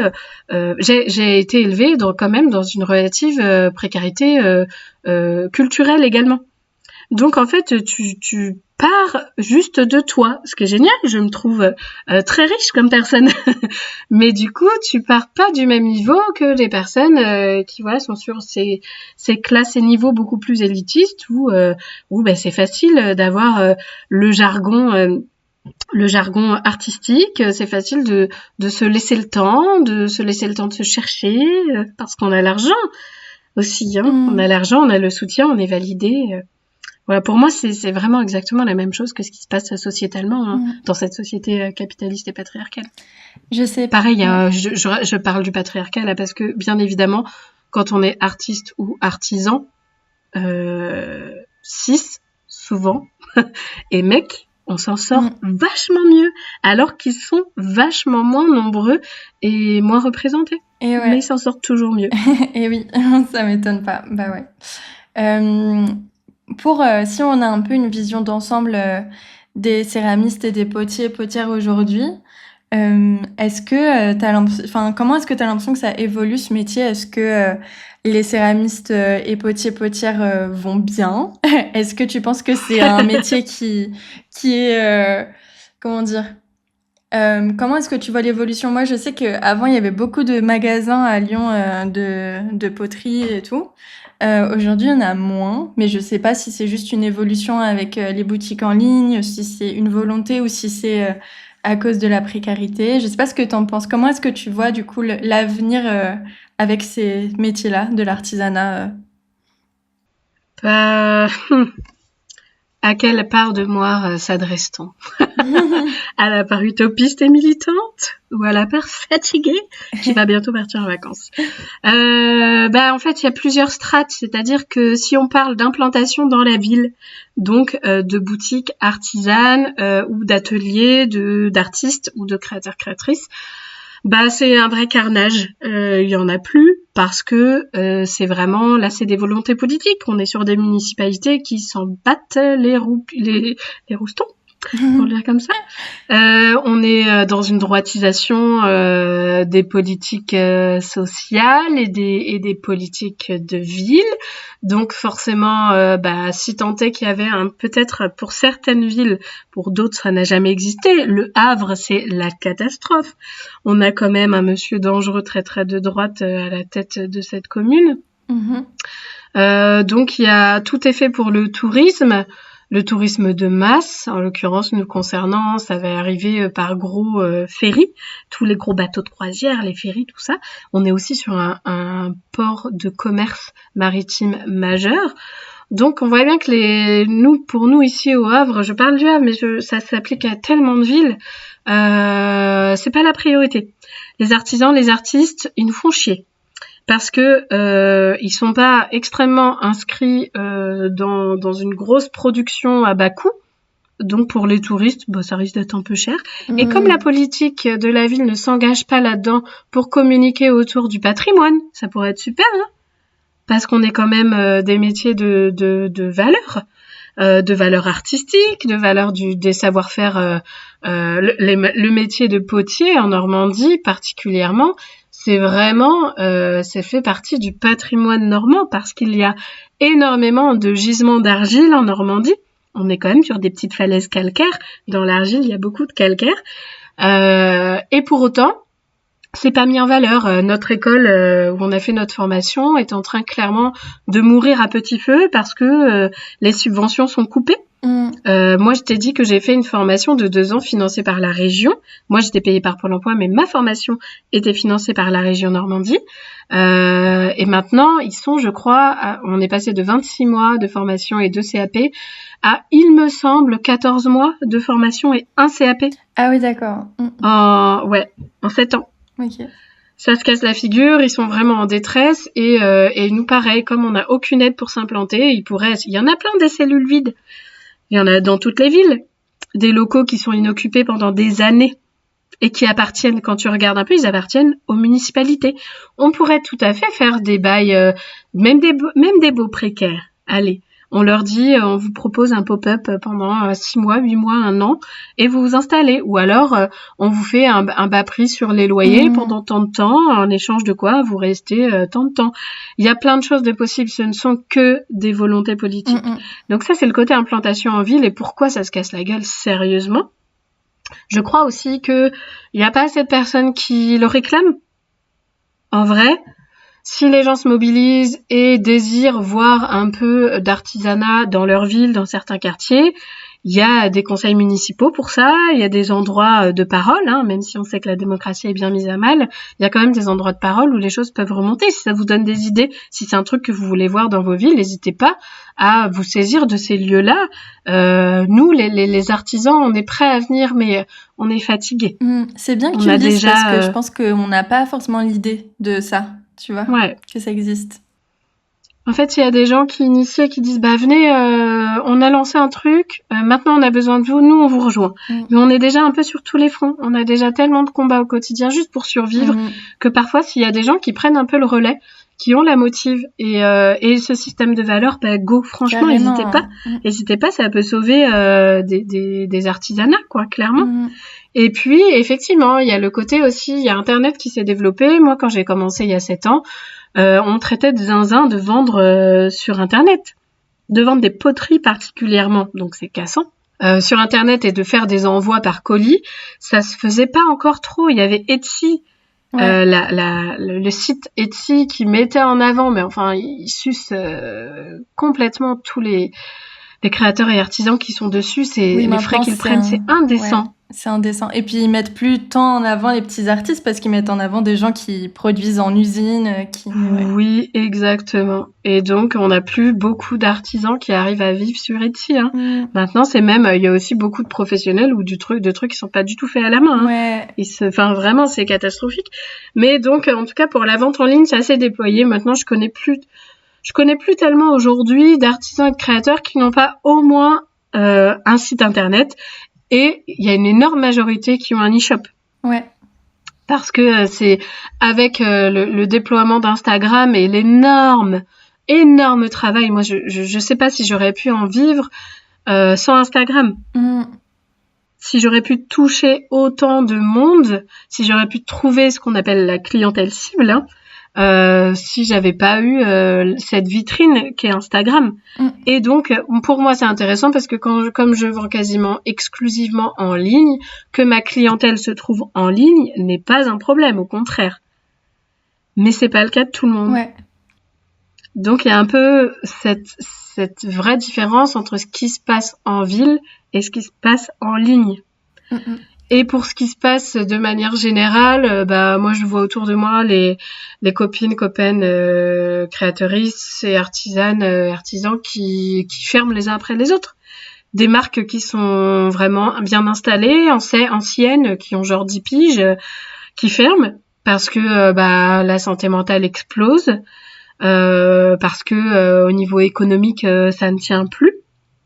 Parce que quand vous voyez que les aides sociales ne sont plus indexées sur l'inflation, c'est qui les premiers qui prennent, quoi? C'est nous. Bien sûr que moi, s'il n'y avait pas certaines aides sociales, notamment liées à ma parentalité, mais aussi pour mon aide au logement, par exemple, je ne pourrais pas vivre de mon activité. Ouais. Je pense que c'est important de pouvoir le dire. On est directement impacté en tant que population précaire ou précarisée. On est directement impacté par les politiques sociales, quoi. Carrément. Et c'est bien que tu le dises. Je sais qu'il y a plein d'artistes-auteurs qui ont 50 ans, qui ont du travail, qui bossent depuis très longtemps et qui sont au RSA. Bah oui. À côté. Carrément. Parce qu'on n'est pas dans des métiers qui sont faits pour faire plein d'argent, quoi. Dans la façon dont c'est fait, ouais. Malgré tout ça, dans un de tes derniers posts, tu disais que tu avais un peu peur de devoir retourner au salariat. Et du coup, qu'est-ce que ça t'apporte, l'indépendance personnellement en bon comme en mauvais? Et si jamais aussi, est-ce que tu sais si ça existe, le travail de céramiste et potier en salarié ou pas? Le travail de céramiste ou de potier-potière en tant que salarié n'existe quasiment pas. Okay. Je pourrais dire que ça n'existe pas entre guillemets parce que c'est tellement anecdotique. Tu vois, il y a la manufacture de Sèvres qui emploie beaucoup de céramistes, mais on est dans une grosse entreprise de conservation et de reproduction du patrimoine. Et en vrai, il y en a peu en France. Donc on est quand même sur un métier où l'entrepreneuriat est pas tellement une option en fait, il y a pas le choix que d'être à son compte si tu veux être céramiste. Du coup, tu me demandais est-ce que en termes qu'est-ce que ça m'apporte? Ouais, pourquoi en termes d'indépendance, qu'est-ce que ça t'apporte d'être indépendante et de faire ce métier-là quoi? Malgré toutes les la liberté. La liberté. En vrai je peux pas dire à tout le monde faites ça, ça va être génial, vous allez kiffer, c'est pas vrai. Ça dépend vraiment de quels sont tes besoins fondamentaux à toi. Donc faut être un peu au clair avec ça avant de se lancer. Enfin vraiment, allez en thérapie. Il faut faire ce taf-là parce que sinon tu as de grands risques. Vu que ce sont des métiers qui sont difficiles et insécurisants, tu as de grands risques de détériorer de manière majeure ta santé mentale. Donc, sois au clair avec tes besoins, ceux sur lesquels on ne peut pas discuter, et vois si tu vas les retrouver dans ton choix artistique ou artisan. Moi, en l'occurrence, être potière, pour moi, la créativité, c'est une forme de liberté immense. C'est vraiment jouissif de créer à partir d'une balle de terre, d'aller créer une tasse, un bol, un truc qui va être en plus décoré, le truc qui me fait le plus kiffer, c'est d'imaginer que ce bol, il va être entre vos mains et que il va être porteur de moments tout doux, de moments réconfortants. Ça va être votre tasse, genre vous allez être capable de vous battre pour qui vole votre tasse. Ça peut être contre vos enfants, vos conjoints, vos potes. Et en plus de ça, ce sont des objets qui vont pouvoir se transmettre. Vous allez pouvoir, votre gamin, ça se trouve plus tard, ou votre meilleur pote qui est habitué à boire dans cette tasse quand elle vient chez vous, un jour vous allez lui offrir sa tasse varicelle ou d'une autre céramiste ou une autre potière. Et pareil, vos gamins, ils vont se souvenir plus tard qu'ils buvaient tout le temps dans ce bol-là, avec marqué ça. Parfois, moi, je fais des personnalisations aussi. Il peut y avoir marqué leur prénom ou des phrases, des mots, tout ça. Ça me touche énormément. Ça fait sens, en fait. Ça vient nourrir mon besoin de liberté et de sens. C'est très lié à mon parcours, je le disais, j'ai été malade, donc du coup forcément la quête de sens, le fait de construire sa vie en étant en harmonie avec soi et avec son système de valeurs, de pas gâcher. Vraiment, ça, la liberté et la quête de sens, c'est mes deux valeurs, mes deux besoins fondamentaux, et c'est deux choses que je retrouve entièrement et complètement avec la céramique, avec mon métier de potière. Et c'est ce que je retrouverais pas du tout dans le salariat. Ouais. Pas du tout, ou très peu. Et même si je retournais dans un métier qui était le mien, d'éducatrice spécialisée, un métier que j'adorais, je l'ai pas quitté parce que je l'aimais plus, ce métier. Je l'ai quitté parce que les conditions faisaient que je ne pouvais plus l'exercer correctement. Et que je l'exerçais, du coup, de fait et de manière systémique, mal. Ouais. Dans un système maltraitant, et moi ne pouvant pas réaliser vraiment ce pourquoi j'avais choisi ce métier à la base. Donc finalement, je sais qu'un salarié m'apportera jamais, ou alors très difficilement, de la liberté et du sens. Donc, quand en plus t'as vécu des traumas quand jalonnaient ta vie et qui ont pu créer des fragilités en termes de santé mentale, se dire que ces besoins-là vont pas du tout être remplis, voire même qu'ils vont être complètement vidés. Moi, c'est un jeu que je suis pas prête à jouer pour l'instant, même si c'est pas vraiment un jeu, mais tu vois, ça en vaut pas la chandelle. Je préfère avoir moins d'argent et même avoir des phases de grande anxiété parce que justement le fric manque sévèrement et que là ça fait très peur. Je préfère vivre ça que de vivre un quotidien sans liberté et sans sens. Mais ça m'appartient Et c'est carrément OK que ce soit pas le cas de toutes et de tous. Ouais. Il faut vraiment faire gaffe à ça. Qu'est-ce que ça t'apporte? Qu'est-ce que ça remplit? Ouais, merci pour ça, du coup, c'est hyper intéressant. Tu parles beaucoup de lutte sociale sur ton compte Instagram, du coup, de Atelier Varicelle. Pourquoi tu fais ça et quel impact ça a d'après toi? Le sens. Sans avoir de sens dans ce que je fais. Enfin, il y a le sens, il y a la liberté, il y a le fait de créer, que ça va affecter positivement, potentiellement la vie des gens avec des choses jolies et joyeuses. En fait, il y a eu quand même un Swift forcément en juin 2023 quand il a fallu vraiment en 3 semaines refaire une élection pour l'Assemblée nationale et qu'en 3 semaines on a fait gagner un parti qui n'existait pas. Hein. En fait, à ce moment-là, avec les risques qu'il y avait de se retrouver clairement avec l'extrême droite qui dirige, même si ce risque n'est absolument pas dissous et qu'il existe toujours plus que jamais, j'ai vraiment eu un switch dans ma DA, comme on dit, de l'atelier Varicelle. C'est-à-dire que même si j'étais pas muette sur les questions politiques et les questions d'engagement militant auparavant, là, je me suis dit, OK, meuf, tu peux faire quoi de ta place? Là, t'as potentiellement une visibilité suffisante sur Instagram, en l'occurrence, pour toucher pas mal de personnes. De quoi tu parles? Est-ce que tu choisis de te taire et de parler que tes petites poteries mignonnes en mode bisounours? Ou est-ce que tu fais toujours tes petites poteries mignonnes en mode bisounours, mais aussi que tu essayes de faire ta part pour dire aux gens et leur montrer à quel point on est nombreux, à quel point on est fort, à quel point on est puissant, à quel point l'espoir est toujours là. Je viens de poster un reel très récemment, là, hier, je crois, où justement je dis ça. En fait, y a rien de pire que de dire ça sert à rien. Y a rien de pire que de dire mais à quoi bon, ou ils sont trop forts, ou on n'y arrivera jamais. Parce que c'est justement ce qu'ils veulent, de la résignation. C'est pas du tout être lucide que de dire ça. Parce que dans toute l'histoire, dans toute notre histoire, les luttes sociales sont au cœur des changements. C'est parce qu'on s'est battu. Et quand je dis on, ce sont les personnes précaires, les personnes racisées, les personnes queer, les femmes. C'est parce que les personnes handies, pardon. C'est parce qu'on s'est battu qu'on a obtenu. C'est pas parce qu'ils sont dit oh quand même les pauvres. Non. Mais non, les personnes qui sont nos dirigeants aujourd'hui sont des personnes extrêmement privilégiées et extrêmement riches qui veulent absolument coûte que coûte conserver leur pouvoir et leurs privilèges. Donc nous, faut qu'on y aille. Le seul avantage qu'on a, et pas des moindres, c'est qu'on est la majorité. C'est qu'on est extrêmement nombreux et nombreuses. Mais on ne le sait pas. Eux le savent. Mais nous, on le sait C'est bien pour ça qu'ils nous tapent sur la gueule comme ça. Mais nous, on le sait pas. Et en fait, si on pour moi, mon militantisme, il est joyeux et heureux. Ça veut pas dire que je suis pas en colère et que j'ai pas la rage. Sous la rage. Sous les paillettes, la rage, pardon. J'ai la rage, mais bien sûr.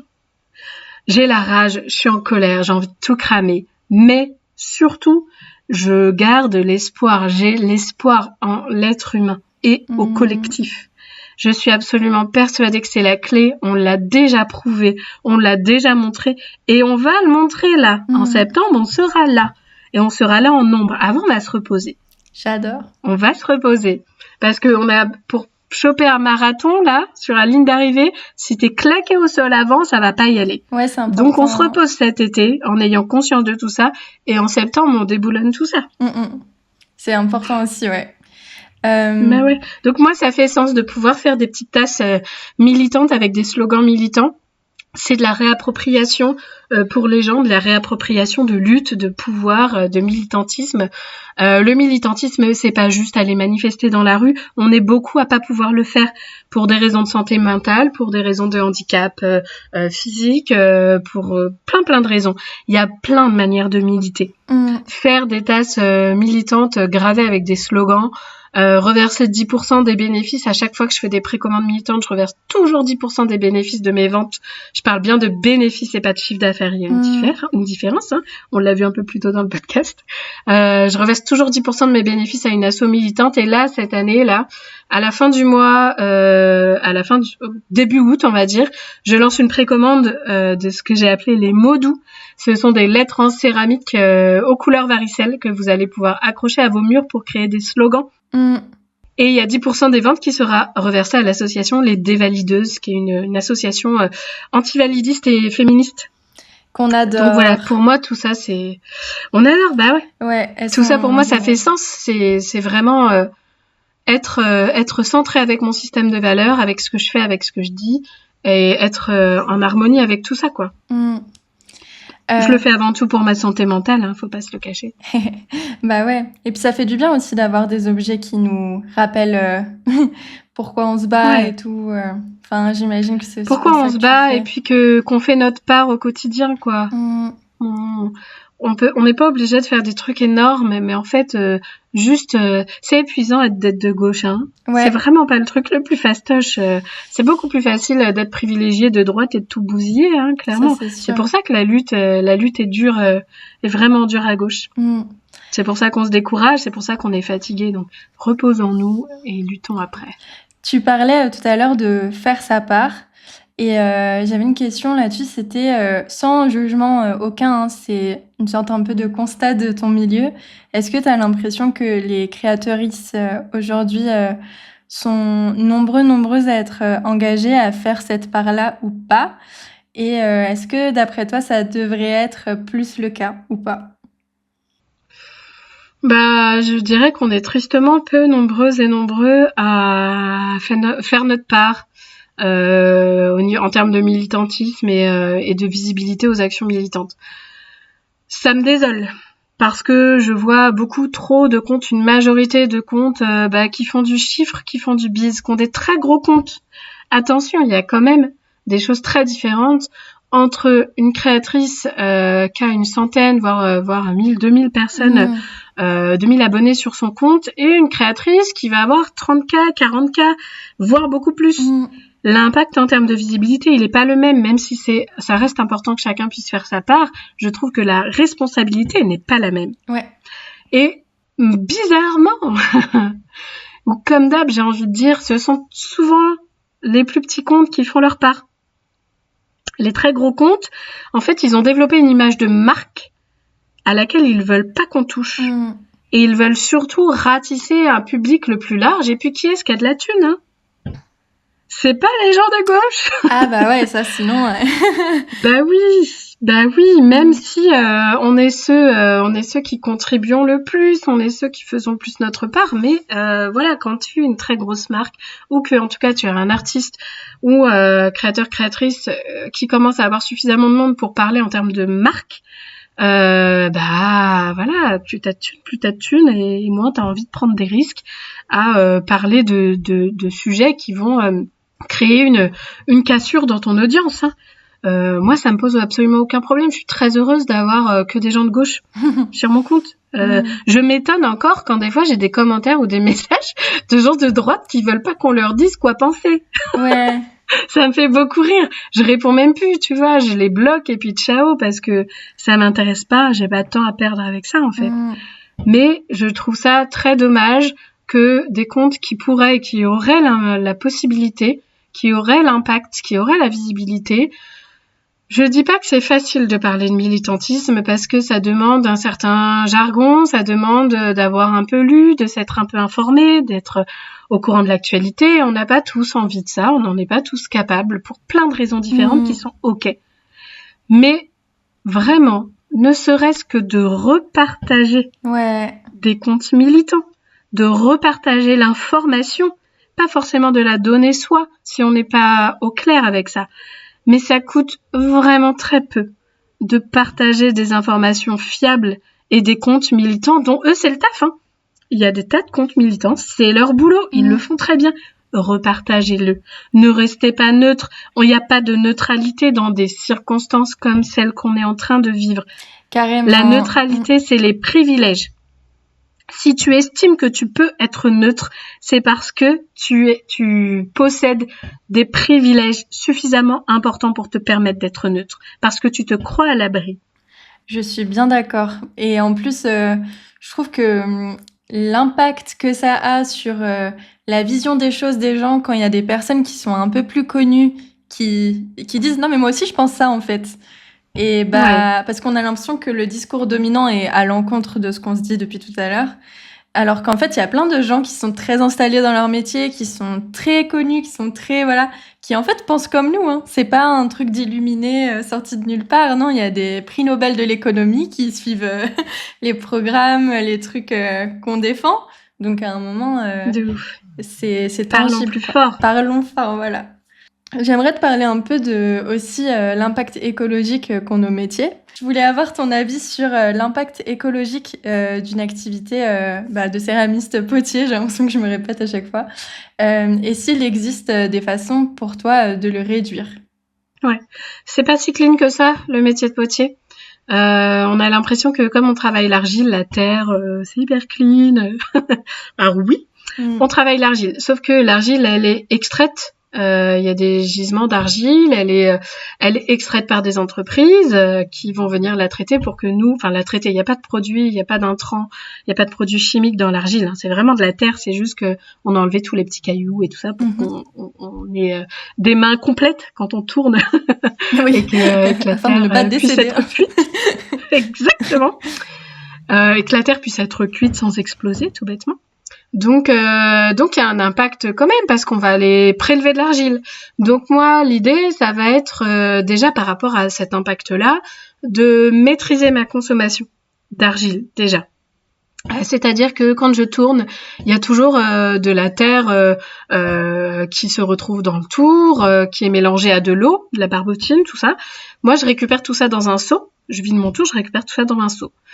Toutes les pièces qui vont casser avant la cuisson. Il y en a un paquet. Pareil, je récupère tout ça dans un seau. Et l'avantage de l'argile, c'est que si tu remets de la flotte dedans, en fait, elle va se retransformer en terre très liquide, très pâteuse, en bouillasse. D'où notre surnom de bouseux. Donc, on laisse tout ça pendant un petit mois avec un peu de flotte dedans redevenir de la boue. Et ensuite, je mets tout ça sur une plaque de plâtre, ce qui absorbe l'eau et me permet de retrouver une pâte d'argile que je vais à nouveau retravailler pour la désaérer et que je vais réutiliser. Okay. Donc ça, c'est hyper important, maîtriser sa consommation. Et pareil, j'ai un système de production tendu. Je produis pendant 2 mois à peu près, je vends sur le ressort de l'e-shop.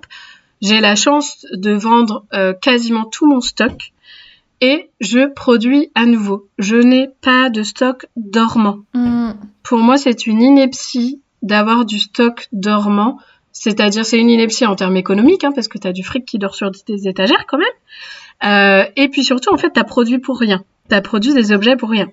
Donc, c'est pour ça que je bosse à flux tendu, aussi parce que j'ai que 2 petites mains, que moi toute seule à la production, entre autres, et que j'aurais pas les capacités physiques de bosser 24 heures sur 24 pour produire en grosse quantité. C'est très long, le process de fabrication d'une poterie, on l'a vu. Donc ça, c'est ce qui concerne la terre. Ce qui concerne les pigments et les oxydes minéraux, il y a des oxydes minéraux que j'ai bannis de ma consommation. Ça va être tout ce qui est cobalt. On a entendu un peu parler du cobalt pour les batteries. Nous, c'est un minéral qu'on utilise pas mal. Ça fait une belle couleur bleu cobalt. C'est magnifique. Sauf que les conditions d'extraction de ces minéraux sont catastrophiques pour l'environnement et pour les personnes qui les extraient, souvent des enfants. Donc, il y a toute une sélection de minéraux, de pigments minéraux que je n'utilise plus et j'utilise à la place des colorants qui sont plus synthétiques, mais qui sont quand même des pigments qui sont compatibles avec ce que je fais, qui restent quand même polluants, c'est-à-dire que je peux pas les relâcher dans la nature quand ils sont sous forme de poudre ou de liquide. Je peux pas relâcher ça dans la terre, dehors, dans mon jardin ou dans la nature, ce serait extrêmement polluant. De même que l'émail, la silice, c'est aussi très très polluant si c'est déversé dans la nature. Donc ça veut dire que quand il y a des déchets, quand tout est cuit, quand mes pièces sont cuites complètement et qu'elles cassent, je file ça à des mosaïstes qui sont très heureuses de récupérer tout ça. Ok. Et sinon, donc ça c'est super parce qu'après tu vois des créations avec des bouts de tes poteries, c'est trop marrant. Ah, c'est marrant, ouais, j'aurais pas pensé. Ok. Et en plus c'est une mosaïste qui habite vraiment à 3 rues de chez moi, donc c'est trop cool, c'est hyper pratique. Et sinon pour tout ce qui est pigments, émail qui ne seraient pas cuits, et ben dans ce cas il faut les mettre dans un récipient en terre, dans ton four, les cuire. Et une fois que tout ça c'est solide, là tu peux le casser en petits morceaux et l'amener à la déchetterie. On ne jette jamais de pigments ou d'émail dans la nature, ce serait vraiment une catastrophe. Ouais. Donc et puis j'oublie le dernière étape, je parle des cuissons. Je suis sur des cuissons haute température électrique. Et ça, j'y peux rien. Je pourrais cuire au feu de bois, mais enfin, je n'en vivrais pas. Ce serait très compliqué. Je sais pas si ce serait mieux en plus écologiquement, je suis pas sûre. Je sais pas. Ouais, ça lâcherait le monoxyde de carbone en balle et puis je cramerais du bois. Je pense que ce serait quand même moins pire parce que vraiment au niveau écologique, les cuissons électriques, c'est pas ouf. Au niveau coût financier, c'est un peu hard, mais au niveau coût écologique, c'est pas terrible. Donc voilà, j'essaye de faire ma part en conscience dans ma manière de pratiquer la poterie, mais c'est pour autant pas si clean que ça le laisse comme ça suggérer avec le travail de l'argile. Tu disais avoir travaillé avec les enfants en situation de handicap et aussi avec les adultes en situation de handicap. Et tu parlais d'art-thérapie, etc. Aujourd'hui, tu fais encore d'ailleurs des ateliers de poterie dans des centres médico-sociaux. Et je voulais savoir, du coup, d'après toi, qu'est-ce que ces activités apportent aux personnes avec qui tu travailles ? Et est-ce que ça a pour toi un impact sur tes créations et ta façon de voir les choses ? Ouais, je dirais que c'est hyper cohérent pour moi, ça boucle la boucle. Comme j'étais éducatrice et je le suis encore, mon diplôme est toujours actif, je porte toujours ces valeurs et ces fonctions. Du coup, de pouvoir intervenir avec le médiateur de l'argile déjà l'argile, c'est un médiateur qui est absolument génial parce qu'il s'adapte à tous les besoins et compétences. C'est-à-dire que quand j'accompagne des enfants de 2-3 ans qui ont un syndrome du spectre autistique assez sévère avec une déficience intellectuelle prononcée et qui vont avoir beaucoup de difficultés avec la sensorialité, le fait de toucher des choses, et tu vois, l'argile, le premier objectif, il va être tout petit avec l'argile. Le premier objectif, ça va être de permettre aux enfants de toucher l'argile. De le toucher sec, de le toucher quand on en fait des morceaux, qu'on les frite, de le toucher, de racler avec les ongles, avec les doigts, de faire des traces, de le toucher quand on l'humidifie et qu'il se transforme un peu en bouillasse. Toutes ces étapes-là, déjà, ça prend du temps. Ça prend du temps pour chaque enfant et ça prend du temps collectivement avec le groupe d'enfants. Et c'est des objectifs qui sont accompagnés toujours par l'équipe pluridisciplinaire de l'établissement dans lequel j'interviens, parce qu'on part du projet de l'enfant, de ses besoins, et moi j'interviens comme un petit couteau suisse, quoi, avec l'argile. J'interviens comme un outil pour répondre à certains objectifs qu'ont mis en place l'équipe. Je suis vraiment, pour le coup, je suis plus l'éducatrice qui est dans l'équipe, je suis l'éducatrice qui intervient pour répondre à un besoin. Ça, c'est quelque chose qui est vraiment super pour moi parce que je n'ai plus à vivre ce que peut être la difficulté de la structure médico-sociale que j'ai quittée. Moi, j'interviens que pour le kiff. Vraiment, je trouve ça assez génial. Parce que j'ai l'impression, en plus, avec ce médiateur génial qu'est l'argile, de souvent débloquer des situations. Et d'avoir des retours qui sont très visibles, des impacts très visibles sur les enfants et même sur la compréhension qu'ont l'équipe de comment ils vont pouvoir continuer d'intervenir auprès de l'enfant. Enfin, c'est vraiment super. Je prends l'exemple de ces enfants qui sont sur le spectre autistique, mais j'interviens aussi beaucoup là depuis quelques années avec des enfants qui ont des dysphasies, dyslexie, dysorthographie, dyscalculie. Tous les 10 qui sont donc très en difficulté sur ce qui va être de produire un écrit, de produire une parole, ou de produire un calcul par exemple, et donc de réintégrer dans leur espace, dans leur vie, un espace justement créatif où ils vont être compétents, où ils ont un savoir-faire, où ils ont des choses à dire, des choses à montrer, c'est extrêmement précieux, c'est extrêmement revalorisant. On arrive sur des enfants en début d'année, donc là c'est un établissement dans lequel j'interviens toutes les semaines sur l'année scolaire avec un groupe différent à chaque année scolaire. Et donc on a vraiment une évolution qui est majeure entre le début de l'année scolaire et la fin de l'année scolaire. Des enfants qui étaient quasiment mutiques en arrivant et qui à la fin t'expliquent de A à Z leur démarche artistique par rapport à l'œuvre qu'ils ont créée. Trop bien. Ça, c'est la meilleure récompense. J'ai des frissons quand je te dis ça parce que vraiment, c'est ce que j'aimais profondément dans mon métier d'éducatrice et c'est ce que j'aime profondément dans mon métier de potière. Et les deux, là, s'associent hyper bien. C'est vraiment, je prêche pour ma paroisse, mais je crois que pour moi, vraiment, si je fais pas de langue de bois, l'argile, c'est le meilleur médiateur. Et tu disais que même pour toi, et j'avoue, ça, c'est quelque chose que j'ai toujours un peu admiré. Enfin, je me suis toujours projetée là-dedans, c'est que le fait de travailler avec tes mains, même toi, c'est relaxant pour toi et ça te permet d'éteindre un peu le cerveau à des moments. Ça te le fait toujours ? Oui, toujours. Je le disais, je suis quelqu'un pour plein de raisons qui suis très anxieuse. Donc du coup, je suis assez convaincue quand je disais je reprendrais pas un salariat sauf si j'avais le couteau sous la gorge. Bien sûr, si je suis à la rue, je reprends un salariat. C'est une façon de parler. Mais le fait de tourner, d'avoir les mains dans la terre, de créer quelque chose, mon esprit il est complètement occupé à ça. Et de créer avec mon corps, avec mes mains. Il y a vraiment, quand tu regardes les petits, les enfants, ils sont pas dans la réflexion comme nous, hein. Ils font et donc ils pensent. Ils font et donc ils apprennent. Ils font et donc ils se construisent. C'est dans ce sens-là. C'est juste la société capitaliste qui nous a désappris tout ça. C'est que on nous apprend. C'est une vraie liberté de faire par soi-même. C'est des apprentissages qui sont fondamentaux, tu vois. Moi, je peux faire toute ma vaisselle si je veux.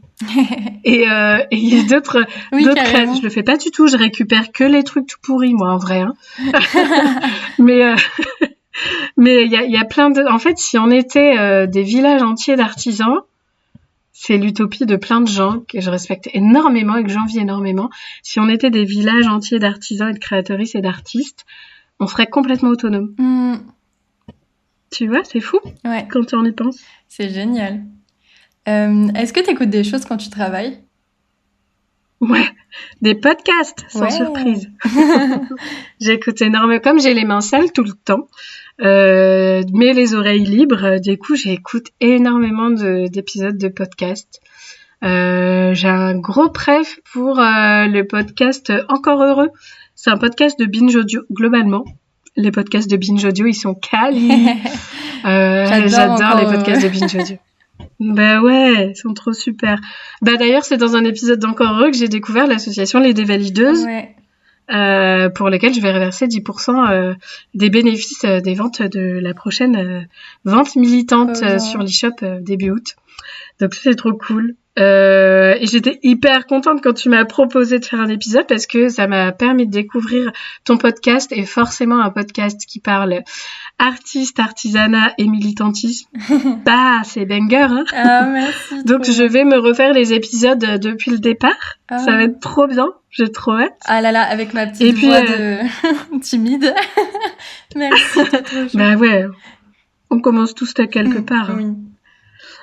J'écoute aussi pas mal de livres audio et spoiler, beaucoup de livres militants. J'ai un livre audio que je peux que recommander 1 milliard de fois parce que même moi qui me cultive pas mal au niveau militant, j'ai vraiment, il a changé ma vision, quoi. Ça a vraiment eu un avant et un après. C'est le livre Résister. Non, c'est celui de Salomé Seké, je l'adore, mais c'est pas celui-là qui m'a vraiment switché, c'est Parasite de Nicolas Framont. Ah, je l'ai pas lu, mais j'adore Nicolas Framont. Et écoute, oui. Hein. Okay. En livre papier, et il existe bien évidemment, mais il existe en livre audio, je citerai pas de plateforme, mais vous le trouvez partout. Et il est trop bien. Il est vraiment, il change bien ta manière de penser et je trouve qu'il redonne la niaque à nos militantismes. Donc voilà. Et puis sinon, je suis très j'ai un petit 90 revival, hein, forcément, sur les musiques que j'écoute. Et sinon, je suis vachement hétéroclite. Enfin, vraiment, je peux écouter à fond November Ultra. J'écoute beaucoup Pierre Faccini, Nina Simone aussi, Chinese Man, Naman. Tiens, enfin vraiment, ça n'a rien à voir, mais j'écoute vraiment plein de musiques différentes. Et tu fais ça dans ton atelier? Tu nous disais que tu avais un atelier. Comment tu as fait pour le trouver? Tu y es depuis combien de temps? Est-ce que tu aimes cet espace? En fait, j'habite, mon atelier est chez moi. Il est dans l'ancienne cave de ma maison, ce qui est pas une cave enterrée, hein. C'était une cave qui a été retapée pour devenir mon atelier et qui doit faire 7 mètres carrés. Ok. Tout petit, c'est un couloir qui est tout en longueur. Donc avant, j'avais vraiment un atelier plus grand. C'était une dépendance qui était dans le jardin de la maison qu'on habitait, sauf que cette maison a brûlé. Ok. C'est un des gros traumas dont je parlais. C'est arrivé en juillet 2022. Et donc, quand je parle aussi de l'immense solidarité et de l'importance de la communauté pour moi sur l'atelier Varicelle, c'est quand c'est arrivé, j'ai eu des clientes, des personnes de la communauté de l'atelier Varicelle qui ont rempli des cagnottes en ligne pour nous aider, parce qu'on a vraiment tout perdu. Et ça nous a complètement sauvés, parce que encore une fois, on fait du lien avec la société capitaliste et les administrations.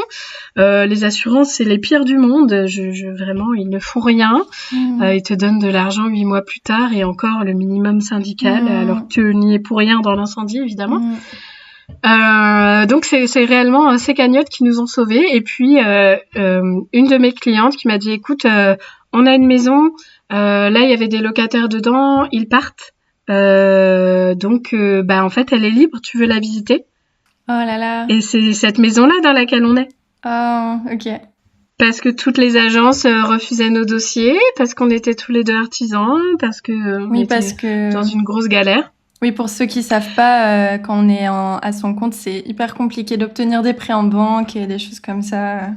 Et des logements prêts, et puis même, tout simplement des logements, parce qu'ils exigent toujours un CDI. Et même si nos revenus étaient corrects, étaient moins importants que maintenant, mais ils étaient quand même corrects, non, il n'y avait pas de CDI, en fait, c'était toujours ce qui nous était rétorqué. Donc, en fait, sans cette femme qui a vu ce qui s'était passé et qui a décidé de me faire confiance, on serait pas dans cette maison-là. Donc, dans cette maison-là, du coup, on l'a pas choisie, mais je pense que on aurait pu la choisir. C'est une maison dans laquelle on se sent bien, qui est beaucoup plus petite et qui a donc cette partie cave dans laquelle j'ai installé mon atelier, qui est beaucoup, beaucoup plus petite aussi. Donc, ça a été vraiment très difficile au départ de me réorganiser, de passer de... Je pense que j'avais 20 mètres carrés d'atelier avant. Ah ouais. Donc de passer de 20 à 7 dans ce sens-là, c'est un carnage. Mais tu fais bien ta com, parce qu'il a l'air grand quand on regarde ta com, ton atelier. Ah ouais, mais pourtant je montre très souvent que c'est un couloir. Hein. J'aime pas du tout, tu vois, l'idée de faire croire qu'on a des ateliers incroyables, hyper clean, parce que ça laisse inaccessible. Mais je pense que c'est le fait de filmer. Tu sais, quand tu te filmes, tu fais un plan fixe, on se rend pas du tout compte de l'espace. Mais c'est un couloir. Ça m'a demandé beaucoup d'organisation, de changer ma manière de stocker. Et puis ça, en plus, encore heureusement que je travaillais déjà à flux tendu en termes de stock, parce que là, encore plus, j'aurais pas du tout la place de stocker. Donc il faut que ça se vide pour que ça puisse se remplir clairement. Mais je me sens bien dans le fait de bosser chez moi. Ça a été un rythme pas facile à prendre au tout début quand je me suis lancée. Beaucoup de syndrome de l'imposteur aussi, envie de retrouver des horaires de bureau pour te légitimer, enfin tu vois, très bizarre sur le rythme. Et là aujourd'hui, à 22h, des fois je suis dans l'atelier parce qu'il faut que je rebâche mes pièces, que je lance un four, enfin, ça fait partie du truc un peu hyper bizarre dans la poterie, avec tous les temps de séchage qu'il faut maîtriser. C'est un avantage de bosser chez soi parce que tu perds moins de temps.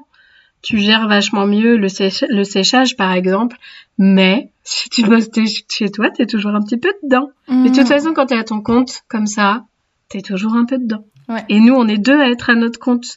On est 2 à être artisans. Donc, autant dire que, basiquement, c'est notre mode de vie. Donc, c'est nos conversations aussi beaucoup. Hein. Ouais. Oui, c'est particulier. Il faut avoir ça en tête, carrément. Et j'ai vu que tu proposais aussi des ateliers, je crois, mais à ta commu, pas dans des centres. Tu fais ça où? Ça se passe comment? Ça consiste en quoi? Et vive la solidarité entre artisanes. En fait, moi, je pouvais pas, j'avais beaucoup de demandes pour faire des stages de tournage, d'initiation au tournage, sauf que dans mon 7 mètres carrés, avec mon chien qui est un Terre-Neuve qui prend 2 mètres carrés, elle s'appelle Gadou. J'adore. Gadou prend 2 mètres carrés dans l'atelier. Donc du coup, Gadou et moi dans l'atelier, plus personne ne rentre, hein. Donc forcément impossible pour moi de répondre à cette demande majeure de faire des stages de tournage. Et j'ai une copine potière au Havre qui avait un espace de tournage duquel elle ne se servait pas tout le temps parce qu'elle a aussi, elle est aussi bijoutière. Okay. Et comme elle a les 2 casquettes, finalement, elle trouvait ça vraiment trop dommage d'avoir cet espace de tournage qui était libre à certains moments alors qu'il pourrait bénéficier à d'autres et en plus lui faire une source de revenus supplémentaires puisque je loue cet espace. Et donc en louant cet espace qui dispose de 2 tours, moi ça m'a permis d'ouvrir des stages d'initiation au tournage qu'on peut même faire à 2. La plupart du temps, c'est souvent mère-fille parce que les mères sont géniales. Donc très souvent, j'ai des ateliers mère-fille ou mère-fils que j'anime le samedi. Ok. Donc il y a des dates que je mets à jour sur le compte de l'atelier Varicelle et c'est trop bien, j'adore faire ça. C'est encore un outil supplémentaire pour faire découvrir le métier et en améliorer sa compréhension. Ouais, oui c'est vrai. Et puis faire du lien avec les gens. Bah ouais. Il y a des gens avec qui je discute depuis des années, même parfois sur le compte de l'atelier Varicelle. Là, le samedi dernier, j'ai rencontré une maman et sa fille qui ont fait 1h30 de route pour venir faire l'atelier et je discutais avec elle tout le temps. Et en fait, on s'est rencontrés en vrai, on était hyper contentes. Et on avait l'impression de se connaître déjà beaucoup, quoi. C'était super. On va passer aux questions de fin, du coup. C'est des questions que je pose un peu tout le temps à mes invités en fin de podcast. J'aime bien le fait de recommander des gens, mettre en avant en fait d'autres personnes. Et du coup, ma petite question, c'était est-ce que tu peux nous partager 3 artisans, artisanes dont le travail te plaît particulièrement? Avec plaisir. Je vais vous parler, je crois, de 3 artisans et artisanes militants. Parce que justement, on disait qu'il n'y en avait pas beaucoup. Bien. Ah, je suis contente. Je voulais te poser cette question-là à la base, mais je me suis dit non, je te laisse libre. Mais du coup, parce parfait. Que dès dont j'adore le travail, il y en a une quantité phénoménale. Mais par contre, des artistes, artisanes militantes, il y en a pas tant que ça. Donc je vais vous parler du travail de Marion de la marque Tue l'amour. Tue l'amour, c'est une vitrailliste en fait, queer et militante. Donc il fait des vitraux trop cool en forme de boobs, en forme de clito. Il y a aussi pas mal de fesses. On adore. Elle est hyper engagée au niveau associatif et queer. Et c'est une meuf trop géniale, hyper talentueuse. Son travail est juste sublime. Donc ça, c'est Tue l'amour. Je vais vous parler de mon ami Gaëtan, qui a le compte Monsieur Gaëtan. C'est donc un illustrateur transmilitant qui fait beaucoup de travail de vulgarisation autour des questions LGBTQIA+, et trans évidemment, puisqu'il est directement concerné. Et qui a un travail qui est magnifique, qui est hyper doux, hyper touchant, hyper onirique et je trouve que ce travail militant qu'il fait est extrêmement précieux, extrêmement apprenant et mérite d'être encore plus partagé. Il a exposé récemment d'ailleurs une affiche qu'il a créée donc pour le mois des fiertés pour l'inter-LGBT. Et qui est une affiche incroyable, magnifique. Donc ça, c'est Monsieur Gaëtan, que j'aime d'amour. Et il y a aussi Etika, que je ne connais pas personnellement, mais qui a le mérite de faire des bijoux non genrés. Donc c'est quelqu'un qui a décidé que sa DA, c'était pas de faire des bijoux pour les meufs ou des bijoux pour les mecs, mais de faire des bijoux non genrés. C'est aussi une personne non binaire, donc c'est tellement tellement rare et tellement chouette que j'avais vraiment envie de parler de son travail pour le faire connaître. Trop bien. Et ben merci pour toutes ces recos. C'est trop cool d'avoir tout ça. D'après toi, que peut faire le public pour soutenir des petits et petites artisans, artisanes? Je dirais que à l'heure des réseaux sociaux, le premier truc, c'est d'aller commenter, liker, partager les posts qui vous plaisent.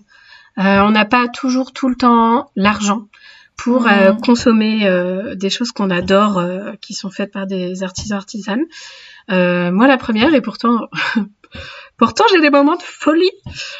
Surtout en boucle d'oreille, c'est un vrai problème.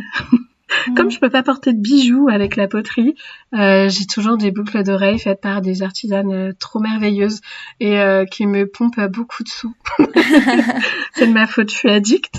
Donc ouais, le premier truc qui va pas leur coûter d'argent, mais qui va leur coûter du temps et de l'engagement, c'est vraiment aller s'abonner impérativement. Aller chercher peut-être dans les moteurs de recherche Instagram, aller chercher davantage artisanat, artisans, fait main et aller découvrir ce qui est fait parce que je pense qu'on les personnes ont vraiment une minorité de comptes artisanaux dans leur suivi Instagram et vraiment donnez-leur encore plus de place dans vos feeds. Vous verrez, c'est aussi beaucoup plus de feel good et ça se rapprochera beaucoup plus de vos valeurs. Voilà, commentez, partagez en story, c'est hyper bien en disant pourquoi vous aimez cette marque. Nous, ça nous fait du bien, quoi. Et puis la visibilité, c'est aussi ce qui nous fait manger. C'est aussi ce qui va pouvoir éventuellement déclencher des ventes auprès de personnes qui auraient des coups de cœur et auraient le budget à ce moment-là. Et puis, évidemment, consommer. Évidemment, préférer consommer des bijoux faits main ou des poteries faits main plutôt que de consommer, si vous le pouvez, en tout cas, consommer moins et consommer mieux, je dirais ça. On n'a pas, encore une fois, la société capitaliste nous a servi en nous faisant croire qu'on a besoin de beaucoup, on n'a pas besoin de tant que ça, mais on a besoin de beau dans notre vie. Autorisons-nous à consommer du beau, du fait main. C'est quand même hyper cool de savoir, en l'occurrence, là je prêche pour ma paroisse, mais de savoir exactement comment a été faite ta tasse, quel est le nom de la collection qui est décorée dessus, quelle est la signification de la collection, c'est qui la potière, pourquoi elle a fait ça, enfin, ça donne un autre sens que de boire dans ta tasse Ikea, et des tasses Ikea, j'en ai. Tu vois, je suis pas en train de dire que j'ai que des tasses de potière, j'en ai beaucoup. Mais j'ai aussi des tasses Ikea, celles que j'ai pas peur de péter et que j'emmène en vrac quand je me déplace quelque part. Mais ça, c'est important. Consommer moins, consommer mieux. Ouais. Je crois que c'est vraiment ça le truc. Et vous serez plus heureux aussi, parce que vous serez beaucoup plus content de porter une paire de BO que personne n'a, qu'on voit pas sur toutes les oreilles, une paire de bouts d'oreilles, pardon, ou d'avoir des illus à vos murs, vous savez qui les a dessinés, pourquoi, qui sont hyper adaptés à vos valeurs, à votre sens esthétique. Enfin voilà, ça rend la vie plus belle. Hein. Grave. Et la petite question de fin, c'est qu'est-ce qui personnellement te donne espoir pour la suite ? Le fait d'avoir compris que l'être humain est bon par essence. C'est pas bisounours quand je dis ça. C'est vraiment expérimenté. Quand tu vois qu'il y a environ 500 inconnus qui ont mis sur une cagnotte de l'argent et parfois des grosses sommes parce que ma maison avait brûlé. Quand tu vois qu'il y a une parfaite inconnue qui un jour m'a acheté une poterie, qui m'a dit « Vas-y, viens habiter dans ma maison, je la mets à louer ». Quand récemment, il y a une personne qui m'a également prêté des sous pour pouvoir m'acheter une voiture parce que la mienne était morte, parce que en fait aucun organisme de crédit voulait me faire un crédit pour acheter une putain de bagnole.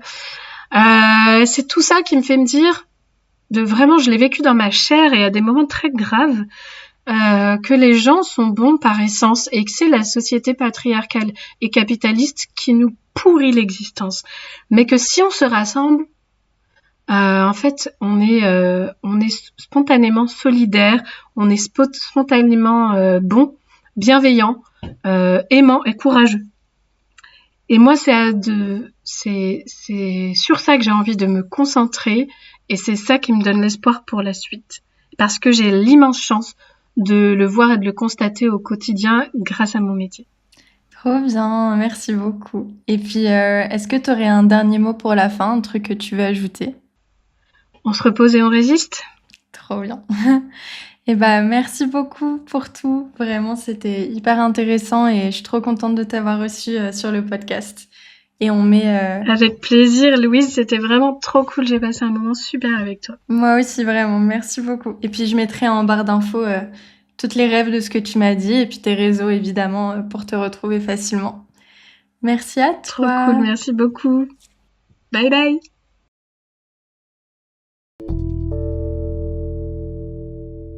Merci à vous d'avoir écouté jusqu'ici. Encore un grand merci à Audrey pour son temps. J'ai été ravie des échanges et j'espère que ça vous aura plu. Je vous invite très fort à aller découvrir son travail et puis à aller soutenir ce qu'elle fait sur les réseaux sociaux. Je me sens hyper proche de ses valeurs et de ce qu'elle raconte et voilà, je pense que c'est des beaux messages à faire connaître et puis aussi elle fait un travail magnifique qu'il faut vraiment aller voir. Donc voilà, si jamais cet épisode vous a plu, je vous invite à soutenir le podcast sur ses différentes plateformes ainsi que ses réseaux sociaux et aussi sur sa page Tipeee si jamais vous en avez la possibilité. Ça m'aiderait beaucoup, donc merci à vous. Je vous retrouve dans 2 semaines pour un nouvel épisode et d'ici là, je vous souhaite plein de bonnes choses pour vos projets.